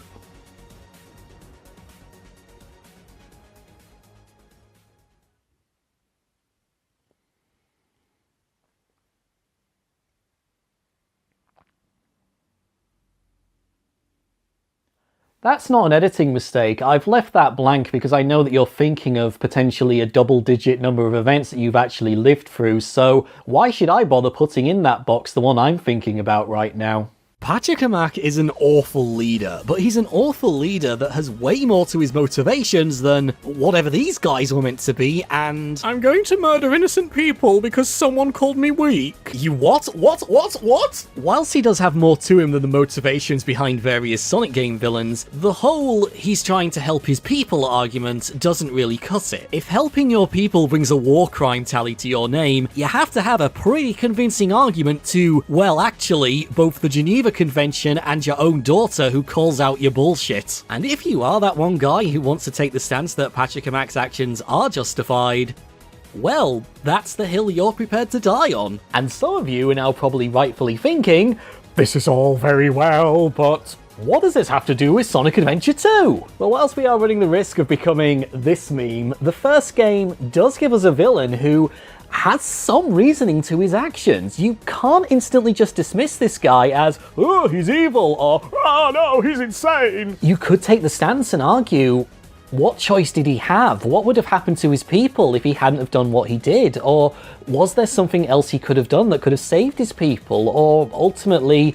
were his people just doomed anyway, regardless as to what action he took? The first game gives you a character who you can have a somewhat nuanced discussion about. You could then use this if you wanted to launch in a more serious discussion about real-world historical political leadership. I don't recommend you use Pachacamac as the launch vehicle for that, but it is there if you want it. And all of this was from the game alone. We didn't need to look at any secondary sources. The game itself provides you with all the information that you need. I wonder if the sequel is also as good at doing this. Gerald Robotnik is the real antagonist of this game. Technically, we're actually playing as him, or at the very least his ideology through the avatar of Shadow. Shadow might be the character promising to get revenge for Maria, but at this stage in the game, Shadow is still suffering from mind control thanks to Gerald. I was able to complete my project, Shadow. I designed its mind to be perfect, pure, I will leave everything to him. All of Shadow's actions are just a continuation of Gerald's vow after the raid on the Ark. It's not until this moment in the final scenario that Shadow gains free will and goes against Gerald's wishes, but the vast majority of the game, Shadow is just Gerald's instrument to continue his work and bring humanity to its destruction. And what's really strange about this is how many people actually support this and believe that Gerald is in the right. At the time I was writing this, I spotted multiple people saying how they felt sorry for Gerald Robotnik, and some said he was right to do what he did, and then there's this one. Lost his granddaughter he was trying to cure and reasonably went insane. I don't blame him for going on a genocide from beyond the grave. Holy shit. As bonkers as it is to side with Gerald, I can understand why some people do. It ties into one of the lesser talked about themes of the Sonic series, that of the role of the government in the wider state. For a period of time, Sonic games began to introduce the idea of a human government and a wider militaristic force to support their power and influence, and they took the stereotypical approach of the government and wider state not being very bright or effective. In virtually every instance that they appear, the government and authority figures in Sonic games are shown to be ineffective at best and downright incompetent at worst. Mobilize all mech battle sections! Prepare all weapons to strike incoming vessels! Mobilize Diablon! But sir, it's not ready yet! I don't care! Holy shit. Even as recently as 2022, it was revealed that GUN, the United Nations in the Sonic universe, were completely destroyed at the hands of Eggman. GUN, G-U-N, stands for Guardian Units of the Nation. I put them in their place during my last campaign. In Sonic Adventure 2, the government blames Sonic for some serious crimes and literally places bounties on his friends. They're sending both the police and the military after you to try and take you down. There's even a scene in which the president is being briefed that the social and economic infrastructure of the country is collapsing all around them, but instead of mobilizing his military forces against the reason for that, he's sat in his limo negotiating with the reason for that. My guy, this is Dr. Eggman you're trying to peace talk with. Oh, and it gets so much worse. Players eventually learn that the government sent a commando team to raid Gerald Robotnik's lab, which went so horribly wrong that the commandos shot and killed multiple people, including Gerald's own granddaughter. It's really easy to side with Gerald Robotnik and think that his plan is okay, since we've had our own dealings fighting with the same government forces that also attacked him. Even in our own daily lives, it's hard to side with a fictional government when our own political leaders are found to be lying to us, or being arrested as part of an investigation into missing finances, or facing trial for keeping classified documents next to a toilet. These all happened in the same week. So it's kind of understandable why so many people see the government in Sonic Adventure 2 as the enemy. Here's the funny thing though, based on the information the game provides, the government are in the right. Oh boy, I can't wait to read the comments section on that one, but before you do, let's just recap the game's backstory and see if you can spot the obvious problem with it. Gerald Robotnik is working on a cure for his terminally ill granddaughter, Maria. The only hope she has is through Gerald's work to create Shadow the Hedgehog, aka the ultimate life form. So called because he's been genetically engineered and his blood might be the key to a cure. But before Gerald can finish his research, his laboratory is raided by a government commando team. During the raid, Maria is shot and killed, Gerald is taken to Earth where he's imprisoned, forced to work as a slave, and then later executed on orders from the government. The entire incident is classified and remains a secret for over 50 years.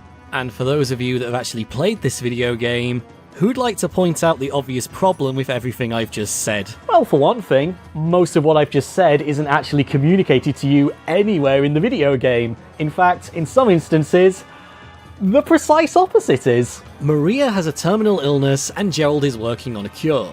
Anybody like to point out where the game tells you this, or even hints that this is a possible plotline? I'll tell you.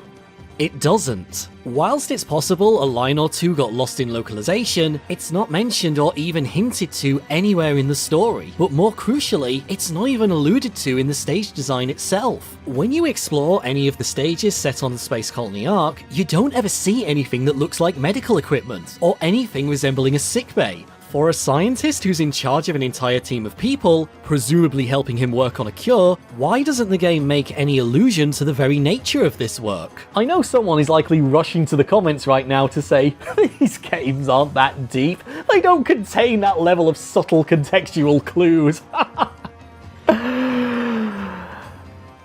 Except for the fact the first game does do exactly that. In my analysis video about Sonic Adventure, I talked at length about how the level design and theming for Lost World contained several clues which revealed what happened to the ancient echidnas after Chaos attacked them. The effigies and carvings, the interior ruins, the technology used to create the traps, and even the exterior design of the temple itself all help communicate to the player their final fate, even though it's never shown directly in the story. When I said that, I did at the back of my mind think, this is a bit of a headcanon theory, I'm wondering if I should really include it, and I thought, well, I might as well, because it's a really good example of emergent narrative. If I'm wrong, fine, I'm wrong, but you can at least see why and how I came to that conclusion.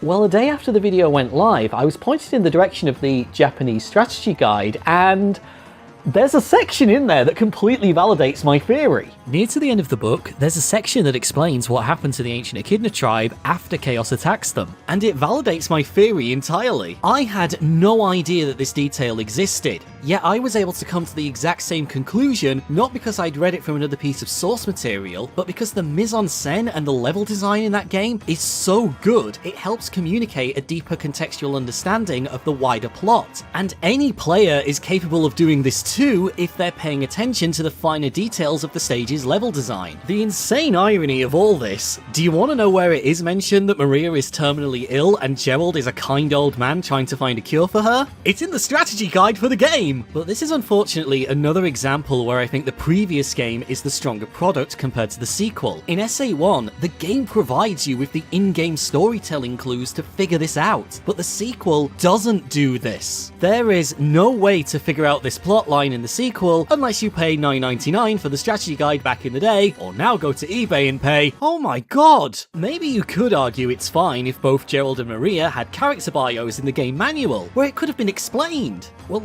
you see, Gerald and Maria have character bios in the manual, and neither of these important plot points are mentioned! Hey, this is really interesting, Badnik mechanic, but why does this matter? It's not like this is a big deal if it's included in the game or not, right? Well, hold on, because that's a fair point, and we will come to that later, but for now, let's take a really close look at the stages themselves, because if they don't contain evidence of medical research that would validate the theory that he really is a kind scientist trying to help mankind out, what do they contain evidence of that might paint a slightly different picture of his perception? Military weaponry, mysterious green energy that instantly kills to the touch, and not one, but two efforts to clone the primary villain from the first game, who has the charming nickname of the God of Destruction. Are we certain that this is a space hospital? Maybe the operating theatre is next to the fucking death ray? The nurse's station? Obviously that overlooks the nightmare lizard creature that can't support its own body mass, who for reasons which are not explained is weaponized and has an internal black hole machine. Even Eggman claims that his grandfather was involved in weapons research. Let's take a look at what my grandfather was working on. A top secret military weapon. The military shut down the research because they feared it.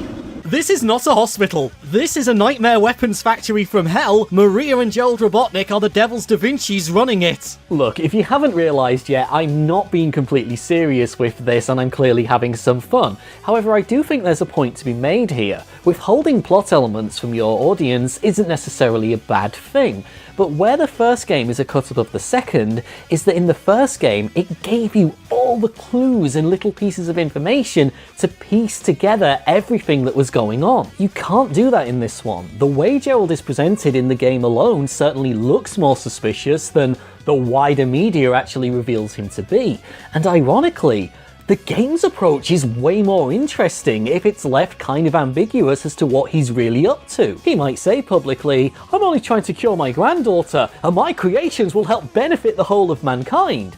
But when the game's mise-en-scène is actively undermining that, Suddenly, his intentions are now way more ambiguous and way more interesting to debate. Gerald's intentions certainly look suspicious due to the lack of medical research that the player can find, but you can't make a good debate about that from the game's source material alone. Some may point to his video confession as evidence that, oh, he was really a nice guy, he just went mad because of what the authorities did to him. This is just the equivalent of when any lunatic gets angry at the system and posts their manifesto to the media justifying what they did. Gerald doesn't deserve your sympathy. He should have lost it all the moment he vowed to wipe out billions of people who were not responsible for what a small group did to him. Get that image out of here. And the game comes frustratingly close to giving us a grey area discussion around the theme of the government and their actions in this game, but it's impossible to have this discussion because released at the same time was this little book that basically says no, nuanced debate? No, the government really were just stereotypical evil and bad. The crazy thing about all of this is that they could have left all the background information in the game and still made it a somewhat grey area as to if the raid was justified or not. Yeah, he's trying to find a cure for his granddaughter, but he's also created a giant weaponized monster lizard, and even the game and wider media hint he was growing more paranoid and prepping for an invasion. Suddenly, the idea of the government sending a commando team to remove him doesn't seem like such a bad idea. Hey guys, it's your government here. Do you think it's a problem we left the emotionally unstable old man with his granddaughter, who could die at any second, in charge of the weapons facility that has a zoo of nightmare creatures and easy access to the Armageddon horror cannon? No? Well, yippee-ki-yay, motherfuckers! I completely understand that whilst I'm having some fun with this, it can be near impossible to entertain the notion that maybe Gerald was up to no good in this game. But I want you to remember that this discussion is about the game itself and what a player could come away feeling after they've experienced it. And I think Sega were well aware that some players may have had their doubts surrounding Gerald and his intentions. In the years following the game's release, they've worked really hard to remove all sense of ambiguity. Now, there's no doubt that he really was just a good guy scientist trying to do right. In Shadow's game, the stages set on the Space Colony Ark do contain evidence of medical research. Maria even comments on them being an important breakthrough for mankind. Sega's efforts to retcon Gerald into a good guy scientist happened as recently as last year. In the background of this official piece of artwork, you can see that they're learning about medical treatments. Gerald's relationship with weapons development has all but been dropped from series canon in the 20 years since the game first released. But SA2 and even Shadow's game does make it clear that Gerald was developing weaponry, and I think it's a shame that this angle of him has been dropped completely, purely because it gives us more to discuss about his motives, and it makes it a far more interesting discussion than, oh, the government was wrong, they did a bad thing. That's original. But there is one significant theme that I think we can all agree is clearly present within the plot, since it's one of the main driving forces for it, and this theme wouldn't exist if it wasn't for Gerald Robotnik in the first place, and that's the idea of revenge. The best revenge plots are the ones where we can empathise completely with the character who is seeking revenge for some form of injury or injustice that they've received. Captain Ahab from Moby Dick is one of the greatest examples. Pulling him closer!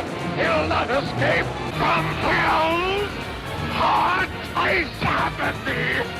Yeah, you go hunt down that whale that took your leg. I'd also want to get payback if that happened to me. Initially, the reader is on board with Ahab and his quest, but slowly they start to question if they want off the revenge ride as Ahab starts to destroy his entire crew and lets his obsession consume him to the point where he not only loses his life, but fails to kill the whale. It doesn't even need to be a physical injury. In the tragedy of Romeo and Juliet, Tybalt threatens to throw Romeo out of their private party, but his uncle says no and scolds him in front of the entire family. You are a saucy boy. You'll make a mutiny among my guests. Am I the master here or you?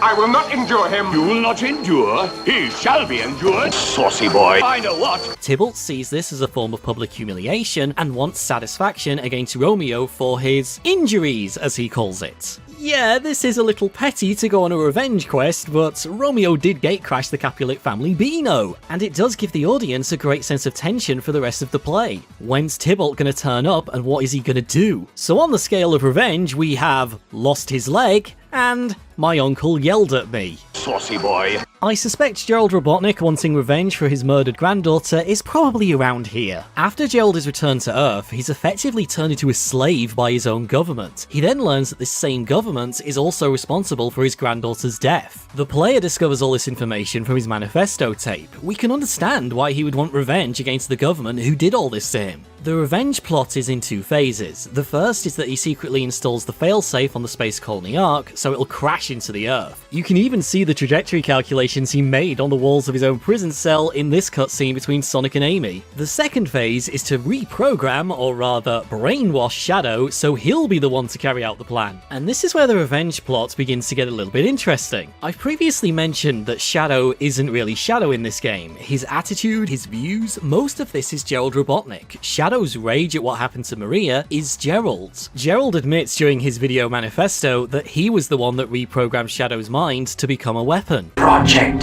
Shadow. I designed its mind to be perfect, pure. I will leave everything to him. When Shadow stands on the bridge and promises Maria he'll get her revenge, that's Gerald talking. I plan to give you a taste of my revenge. For the people of this planet, I promise you. Revenge! Once all the 7 Chaos Emeralds are collected. To reactivate the machine, we need the 7 Chaos Emeralds. Gerald had to completely brainwash Shadow, because if Shadow remembered what actually happened in full, he would then have free will, and there was a chance that he would forgive what happened, which would be following Maria's wishes, not those of her vengeful granddad. In the previous revenge plot examples I gave, Ahab and Tybalt seek the revenge themselves, and the consequences of their revenge play out over what is comparatively a relatively short period of time. Gerald's revenge, on the other hand, is different, and it's frustrating because Sega came really close to doing something really cool with it. Saucy boy. Notice how I said really cool, not really original. The seeds of Gerald's revenge are sown 50 years prior to the start of the game, but he's executed before he can carry it out. And that should be the end of it. But 50 years later, Shadow is reawakened, and the plan continues. Unlike Ahab and Tybalt, the revenge becomes generational. Shadow might be brainwashed, but he was also created by Gerald, and in literary metaphor, it's often seen that characters who are created view their creator as mother or father. It's alive! It's not that original a concept, Shadow being Gerald's metaphoric son, but you add onto it the fact that the only reason he's continuing his father's desire for revenge is because he was also brainwashed by him. Now you've got something really interesting to discuss. The surface takeaway from this is the idea that revenge and holding a grudge has no end date, but the deeper idea is that revenge or a form of retribution against another person or group of people would probably die out if it were not for the older generation radicalizing their youth. And like I said, it's not the most original of ideas, but we are dealing with a Sonic game. But in SA2, the idea that Shadow is only behaving this way is because he was radicalized by Gerald doesn't really get expanded on. It's just an idea that you can pick up on and talk about if you do happen to notice it. And if you don't want to believe or accept that you're actually playing as Gerald Robotnik and Shadow isn't completely brainwashed in this game, the rest of the series and his development sort of disagrees with you. Remember at the start of the video I said this? And I'll bring this up later, but this cutscene and this entire sequence will have a massive impact over Shadow's character development for the next 3 games in the series. Well, now's the time. In SA2, Shadow is Gerald Robotnik. His vengeance is Gerald, and his actions are the direct result of Gerald tampering with his memories, the result of which is that he nearly dooms humanity.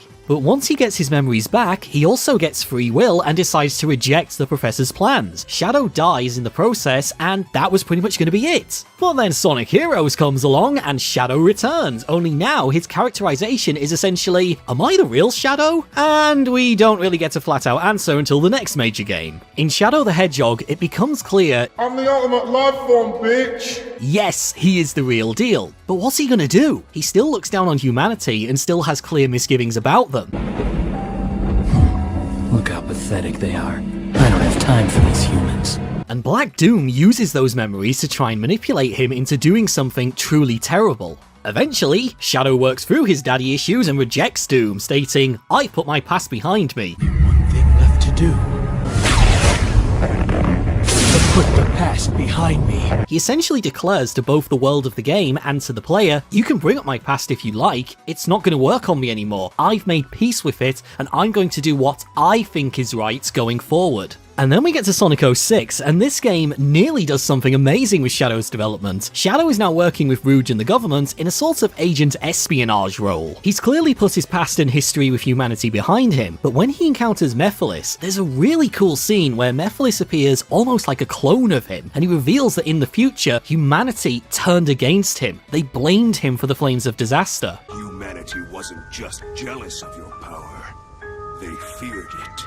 They used this incident as an excuse to hunt you down. I don't know about you, but when you see Mephiles take a form that's very similar to Shadow, it doesn't take much to assume it was probably Mephiles in this form that was responsible for tricking humanity into believing Shadow was the one responsible for doing this. I mean, he has done this before in their eyes. Just because Shadow said in the previous game, I've put my past behind me, it doesn't mean the rest of the world is okay with him. The entire world saw you stand on the bridge in SA2 calling them pathetic. It was broadcast on the news. And they saw you working with Eggman, and some of them may have seen you also getting pretty chatty with Black Doom whilst he was busy trying to wipe out the squishy evolved primates. But I've put my past behind me now, so all should be forgiven. Shadow, my guy, humanity has seen you nearly destroy their world. Twice. Do you think that maybe after the first time you were seen collaborating with an enemy combatant, it might take people a little bit more than one good deed to win their trust back? Sonic 06 presents this idea that Shadow's actions in his previous games have had wider consequences for how humanity perceives him. If you're some kind of superpowered being who nearly brings the world to its knees, you can't just go about your days pretending that nothing happened. People are going to remember what you did, and one act of redemption probably won't convince everyone that you have changed, because in their eyes, they saw you partly doing those things. And this could be potentially really difficult for Shadow's character going forward. How does he not only convince the world that he has changed, but also deal with the fact that people are blaming him for something he couldn't help? His actions were only down to the influence of another individual, Gerald's brainwashing. Oh man, just think of the possibilities for future games. We could have Shadow trying to... Unfortunately, it's Sonic 06 and the idea is dropped and Shadow's characterization is shelved for the next 20 years. Oh, but don't worry, because Shadow Generations is planning to ignore everything from his own game because Sonic Team is banking on most of you not noticing or even caring about all this stuff. This is the end of you,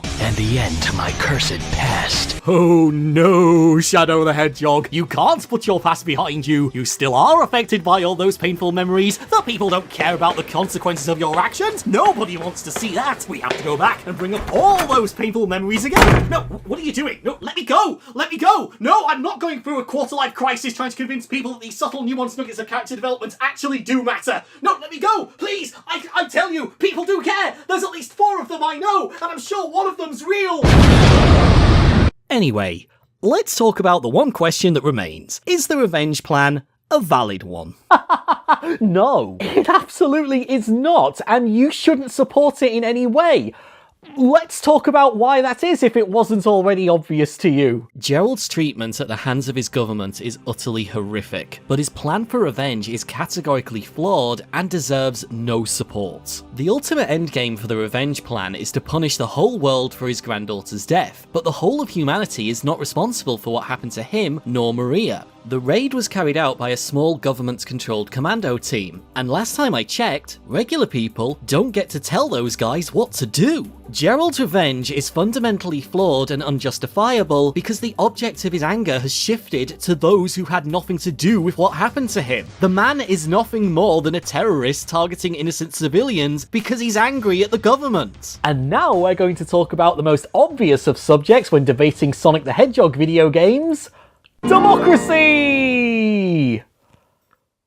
I told you Sonic games might not be the best medium to debate these themes, but here we are. In a democratic society, it's typically accepted that the elected government represents the wishes of the people. But even if you voted for your current government, it doesn't mean that you'll support their decisions every single time. And that's probably true for this set of freaks, assuming they all voted the same. Oh yeah, that's a thing. This guy might be the president in this game, but that doesn't mean everyone voted for him. In the real world, Western democracies can only dream of having approval ratings of over 60%. You think the guy who oversaw your station square is getting those numbers. But whatever, let's just talk about the Commando team itself for a moment and see how the game's own global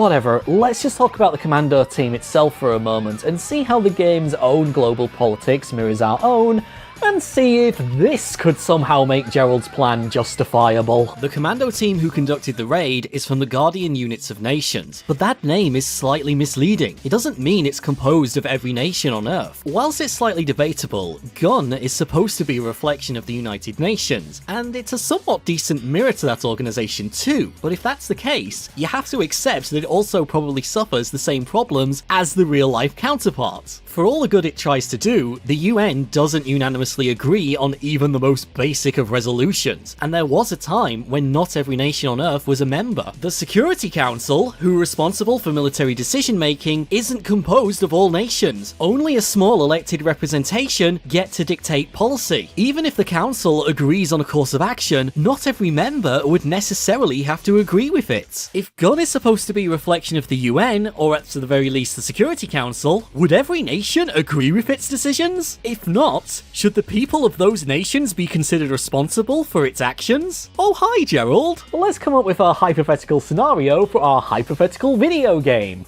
What if, in the world of Sonic Adventure 2, every citizen did vote in favour of the raid and the events which happened afterwards? Is Gerald's revenge plot still justifiable?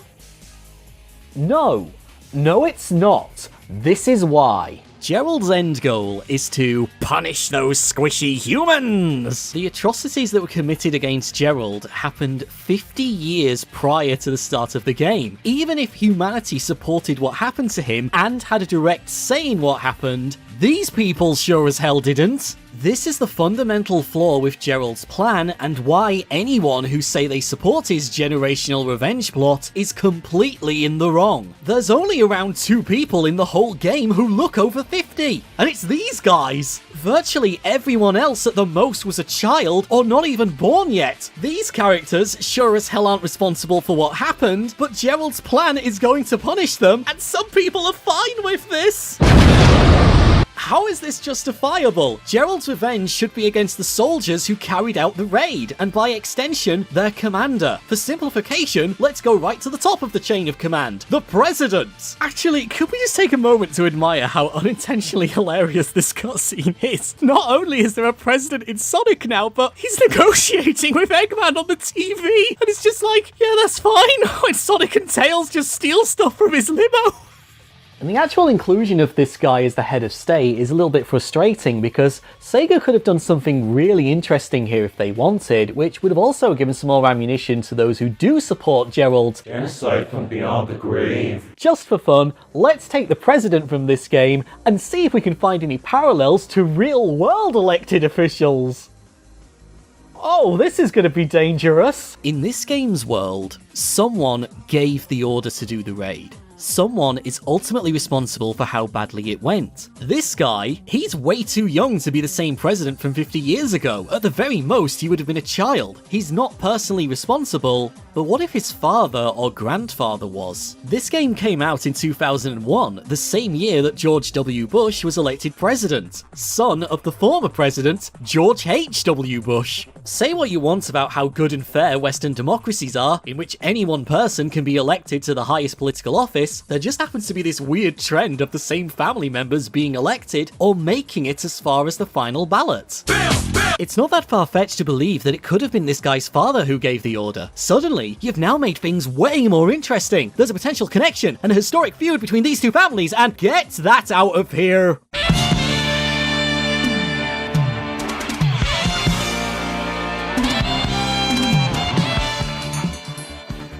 Before people used to argue whether momentum was the devil, we used to argue about whether adventure fields should be included in Sonic games. Due to how strong the first adventure field experience was, the lack of them in future games was a common topic. The strongest argument against them is obvious. You can instantly jump right into the action over spending time trying to find where the next part of the story takes place. But in Adventure 2, the lack of adventure fields, or hub worlds, robs the player of several meaningful experiences. I think it ends up detracting from the idea that this is a huge global threat, and subsequent adventure that the characters are going on without them being included. The developers of the first game designed the adventure fields to partially showcase what the Dreamcast was capable of. This wide open area looked simply incredible back in 1999, and even today, running from the Emerald Shrine along the cliffside, it just feels really grand. Critically speaking, they're small, there's not much to do in them, but that's also true for this game. But as a happy little accident, the adventure fields brought a number of unintended benefits, which the second game really could have used. The way that these small worlds are designed end up raising the stakes and makes the player care about the world that they're in. They don't just want to save the day because that's the game objective, they want to save the day because they care about the world that they're in. In Station Square, you can walk around and speak to the various NPCs. Granted, these aren't the most exciting of conversations, some just react to the events of the game, but others will talk to you about their job, their relationships, their ambitions. You get to know them better than just generic townsfolk NPCs. This kid loves to go on adventures and is crazy about shoes, but this lady is struggling to deal with a gambling problem. But as for this guy, he's having sexual relations with identical twins, and they don't know that he's also sleeping with the other woman. And that's not a joke. The character arc of this particular NPC is that he's sleeping around and being unfaithful with multiple women,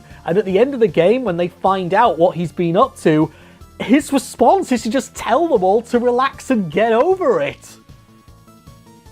I mean, holy shit, Sonic Team! But do you see what the first game is doing by having NPCs like this? It allows for the creation of a world which is way more believable than it would otherwise be. Yes, Dr. Eggman is causing trouble, and yes, there was a huge police shootout the other night, but do you know something? This lady is in love with the burger shop guy, and she's still too nervous to do anything about it. Much like in our own real world, major events happen, but our own lives don't stop. Much like these NPCs, their lives aren't being put on hold for the events of the game. Station Square feels like a real city that you want to protect, just due to the fact there's so many different stories being told here. It not only makes the world feel much larger than it actually is, it also makes you care about its inhabitants. But this is lacking from the sequel, and it's strange because the threat is now supposed to be against the whole world, but outside of Eggman, the only other human being you get to talk to in the whole game is the president during a cutscene. Someone's now writing in the comments box, well, that's because the plot wants to arrest you. Well, okay, but even in Final Fantasy XIII, a game where you're a fugitive and the whole population wants you dead, it's had moments where you could speak to people, and you start to learn that most of them want to live their lives safe and free from fear, just like your characters do. Even in that game, you're making some connection to the NPCs and the wider world. But in SA2, there's virtually no way to make any kind of connection to anyone because there's no option for you to do so. Be honest here. When you look at this cutscene, you see characters who look sad, maybe even a little bit afraid, but you don't really have any connection to any of these characters. Oh, this character looks sad. I must also feel sad. Sonic Adventure gives you chances to get to know the NPCs. Even if you ignore them, they'll come and talk to you. When Sonic crash lands on the beach, a girl comes to see if he's okay. Okay, Sonic is kind of dismissive and a bit of a dick to her, but it's the thought that counts. At the end of Tails' campaign, the entire city comes out to cheer you on as you fight the final boss. I care way more about saving their city than I do about saving the random people who looked sad in that one cutscene. But even if you don't care about any of these she made it inside the burger shop! The fields also help create this sense that the world is larger than it really is. The locations in the game are actually physically really close together. When you board the train to the Mystic Ruins, you've not actually travelled that far. Station Square is technically on the other side of this mountain. NPCs reinforce this. They'll often comment on sounds that they've heard from the different locations. They can't be that far away. But because you've got to physically move between the various locations, and due to how drastically the environment can change between a loading screen, you feel that you've travelled a huge distance. It gives the sense that you're travelling the entire world, but the reality is, you're actually just outside the city. The sequel feels like it's suffering for not having this. It never truly feels like the whole world is at stake, because you're never given any sense of having to physically travel the globe. When the characters do move from the city to the desert, it's done via a quick cutscene. It doesn't feel like you're travelling vast distances across the globe, whereas in the first game, the player was literally travelling vast distances across the globe. At the very beginning of this video, I said I much prefer this particular video game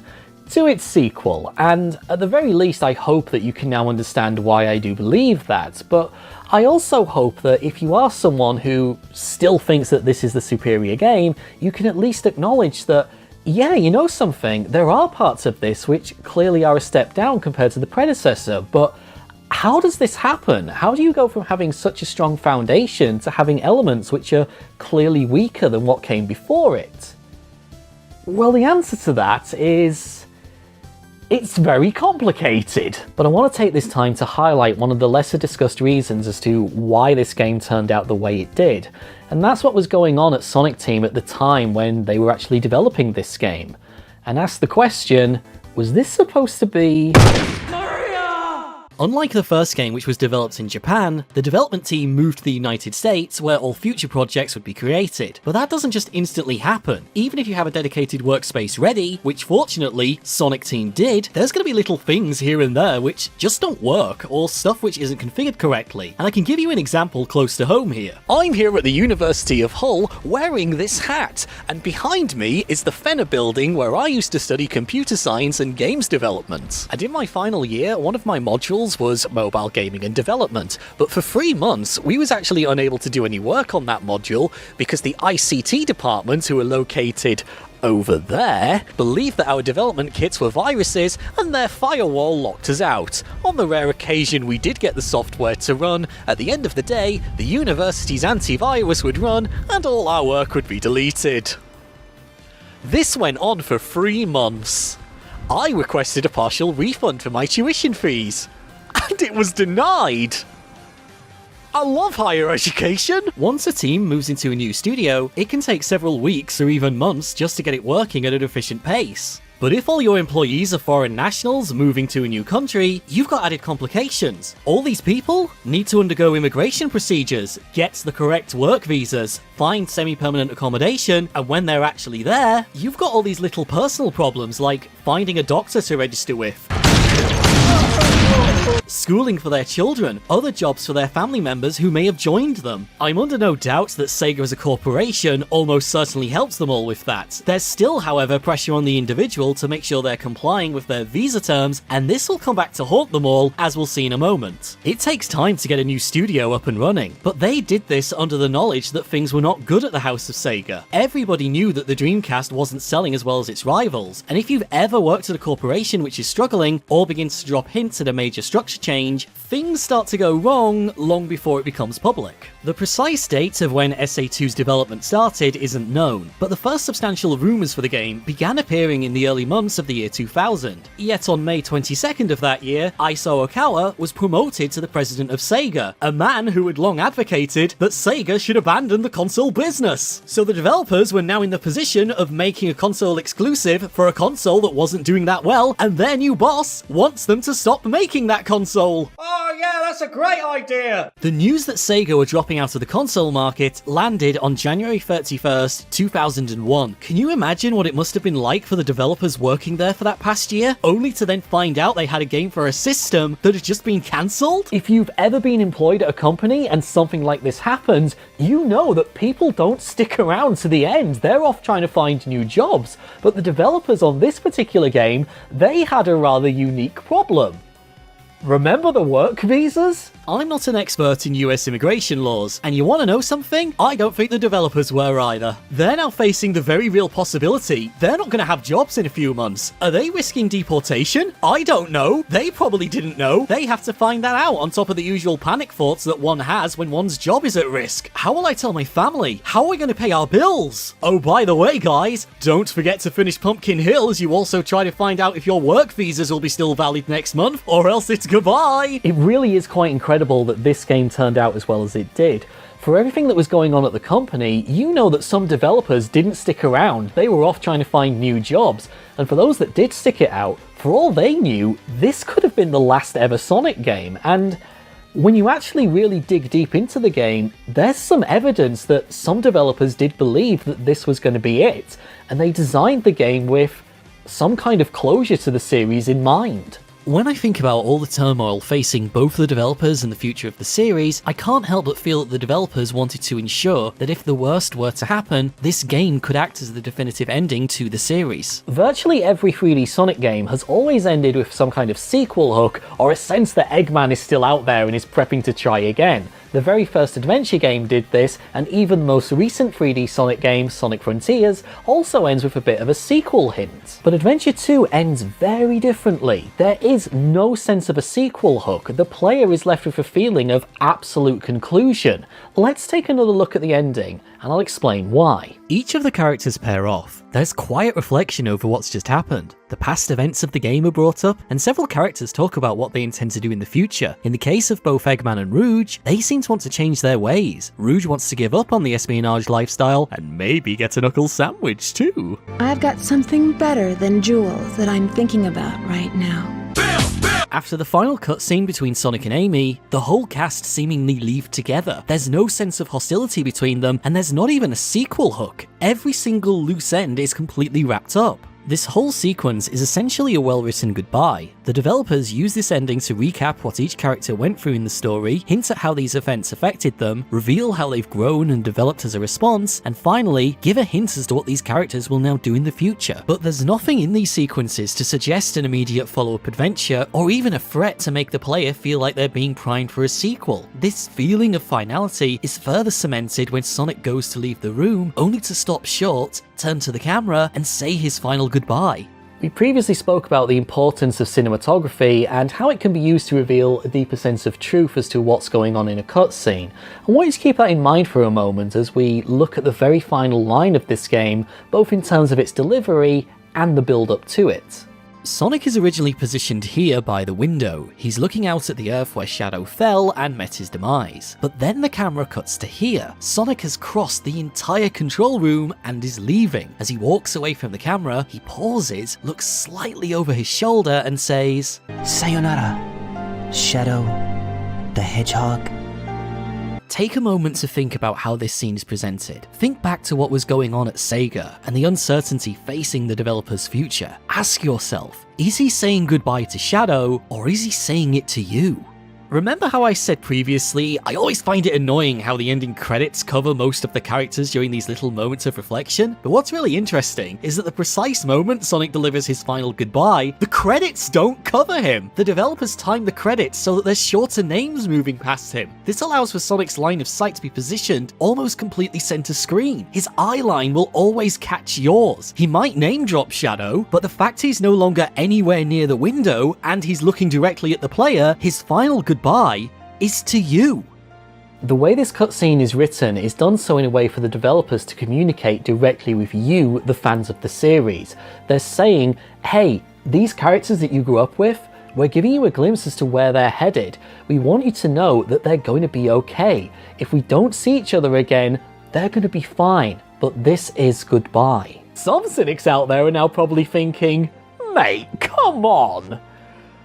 Well, what if I told you that the original ending for this game did contain a sequel hook, but it was removed close to the end of development? But if it was left in, it would have totally changed the character dynamics that we're left with, as well as the tone of the game, since it would have left absolutely no question that there was a sequel planned. In the scene between Eggman and Tails, Eggman seems almost sickened by his grandfather's actions. He was my hero, and I wanted to be a great scientist like him. But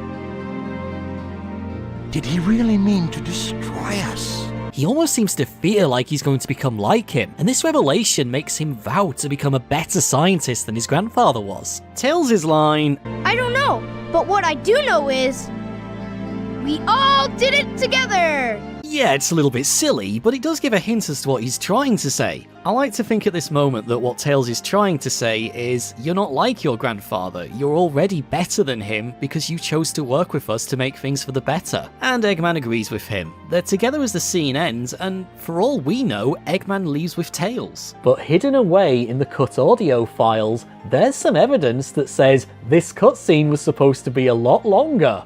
And holy shit! Did he really mean to destroy us? I don't know, but what I do know is we all did it together! You're right. Where are you going? Next time I will pull this off without anyone's help. I will use my own power to take over the world. Next time we meet, all bets are off. Same here! Tell me you pictured what happened there. Eggman leaves before the rest of the group, which prompts Tails to say, hey, where are you going? At this point, Eggman turns around and makes a threat both to him and by extension, you the player. And this time, he's not going to hold back. Eggman is going to become Grandpa Genocide. Do you see how this simple set of lines would have completely changed the ending of the game? Keeping them in lets the player anticipate an upcoming sequel, but the removal of these lines by the developers lets every character leave the game with a sense of closure. And speaking of a sense of closure,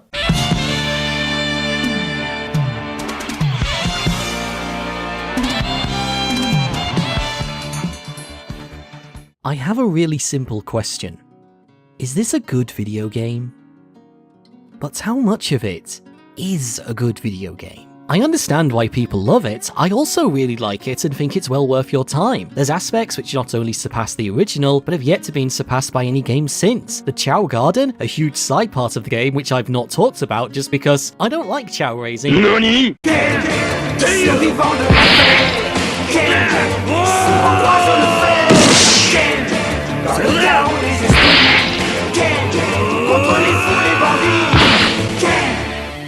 I don't like chow raising, and this video is already longer than it had to be. You'd be a fool not to point at it in full confidence and say, this is superior in every way to the first game. You have a foundation here for a full-on chow RPG. I mean, for God's sake, the first chow garden you find is an actual garden. In the previous game, it's a hotel conference room. Specifically in how the game surpasses future titles, I strongly believe that the core gameplay for Sonic and Shadow is the best it's ever been. Whilst the ranking system does need a difficulty adjustment, the ratio of how higher ranks are earned through actual engagement and interaction with each stage is far more enjoyable than simply speeding through it, or as some recent games have encouraged, outright avoiding the level design. But there's a lot of salient criticisms that you can raise against this game, and it's not like these problems are mild annoyances or that easy to ignore, since this stuff is in both the main campaigns and takes up 2/3 of the whole experience. Let's roll that beautiful Sonic footage.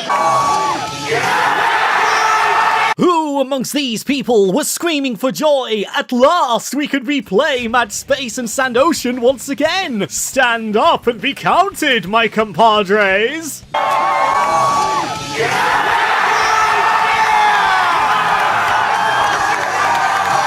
The biggest problem with Adventure 2 is that even the elements which are genuinely good are never consistently good. The cutscene composition, cinematography, the manner in which the story is told, the animation, acting, whatever you want to call it that's going on in the cutscenes, the gameplay styles, at times, every one of those things is spectacular, but you can easily point to an equal number of instances where it totally shits the bed. And I didn't even talk about this mess. For me, this is why I prefer the first game. It's more consistent with overall quality. Yeah, there's parts of it which are but overall, it's a stronger experience because it's so consistent with a decent level of quality. Even though many parts of it never hit the highs of SA2, it never truly dips below a certain threshold to skewer the overall experience. Though Sonic and Shadow's gameplay is just the best. Several of the major creative and technical criticisms that I've raised in this video were actually addressed in future titles. The soundtracks, for example, they went back to prioritising the tone and feel of a stage over the character's internal conflict at that particular moment in the story.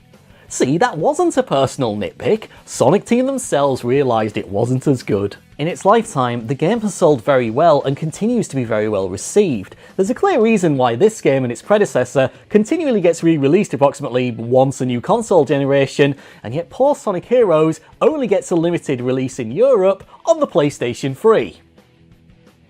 Which Sega has never once acknowledged.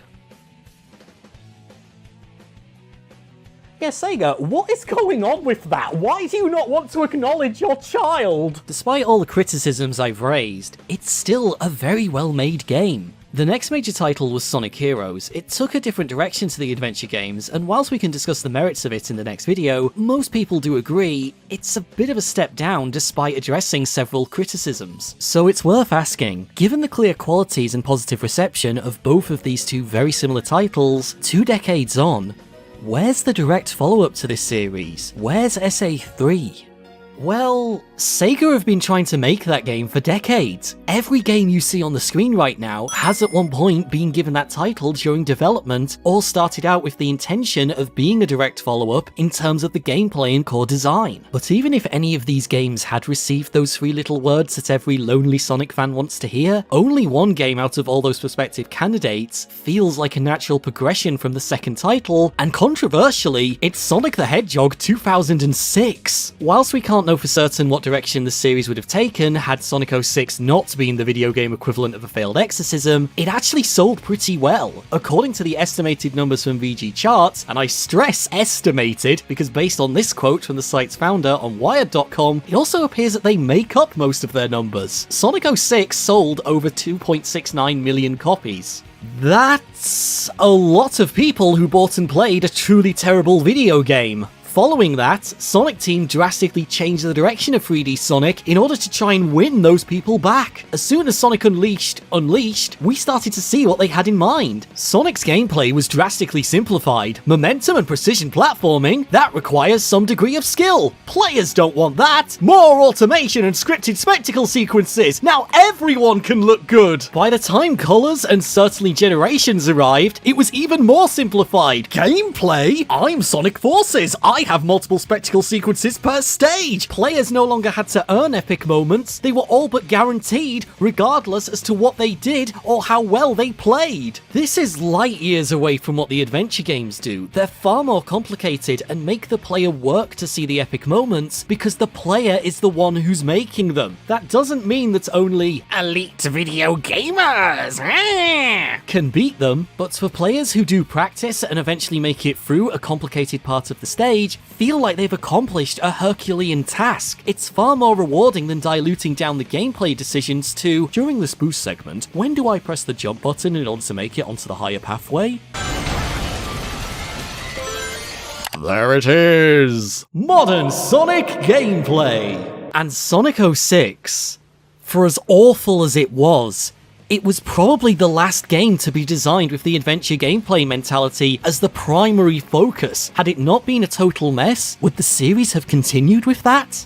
That is a very difficult question to hypothesize, but given the cataclysmic launch and Sonic Team seeing how much fans liked the boost from Sonic Rush, it's not that huge a jump in logic to say it was a big influence over their sudden change in direction. It's therefore very likely that the time for a third adventure game has come and gone. Oh, I'm sure fans will continue to waste their one chance at panels to ask Izuka about it, and he'll smile and kindly reply with, "I'd like to make it someday," as he has done for years. But really, even with Frontiers, the gameplay emphasis isn't anywhere close to what the adventure games ask of you, or even offer you. It's not as trivial as saying, well, it doesn't have a Chow Garden. How could it be Sonic Adventure 3? It goes far deeper than that. Say a new game were released with that title. Unless the core content experience is close to or precisely what Adventure offered and expected from its players, nobody's going to accept it's the true sequel. We didn't with Sonic 4, and Sega knows this. There's no fourth floor on the lift. They know it's hated.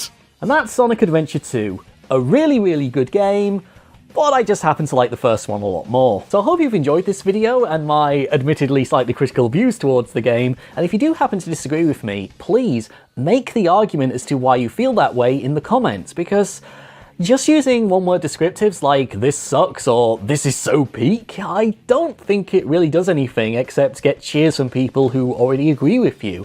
Even developers, I think they would appreciate negative feedback if it was detailed so they could get an understanding as to why you felt the way you do about it, because that's the only way they're going to learn and improve. So if you found this video fun, please click that like, subscribe, and the bell notification button. And yes, my friends, I do have a Patreon page which is linked below, so if you'd like to support me more directly, there's an option for you to do so. Please give me and my very sleepy cat over there money. Jokes aside though, if you did watch this video all the way through and would like to see more, please do seriously consider it because it really does help. Thank you. Anyway, I have yet to decide what my next video is going to be. On the one hand, we've got Sonic Heroes, which would make sense, it's the next major release in the series, so continue on chronologically, but on the other hand, we've also got Sonic Generations, which is a game I happen to really like, but I also have opinions about, and I think it would also be interesting to discuss a Boost era gameplay instead of something similar to what we've previously just discussed. But I haven't decided yet. Stick around after the credits and I'll probably post a teaser as to what I'm going to be doing next time. And if you are the kind of person who doesn't like hearing a single negative thing about this game, I hope at the very least my explanations have given you some understanding as to why I feel the way I do about this, and at the very least has given you something to think about with regards to this game. Because after all, I think you'll find that most Sonic fans actually want the same thing. A better Sonic Adventure 2. Mother! I'm still the Pun Master!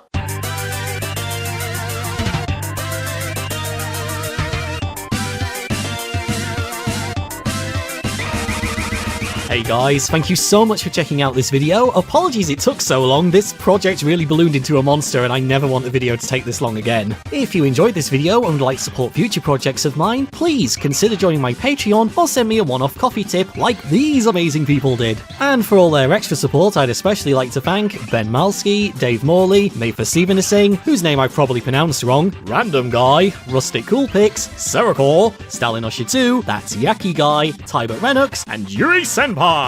Your support means the world to me, and I'm exceptionally grateful to each and every one of you. And of course, I'd like to thank you for checking out this video. Please consider leaving a like and a comment as to what you enjoyed or even disagreed with. And I shall see you all next time. Oh yeah, I need to decide what the next video is going to be.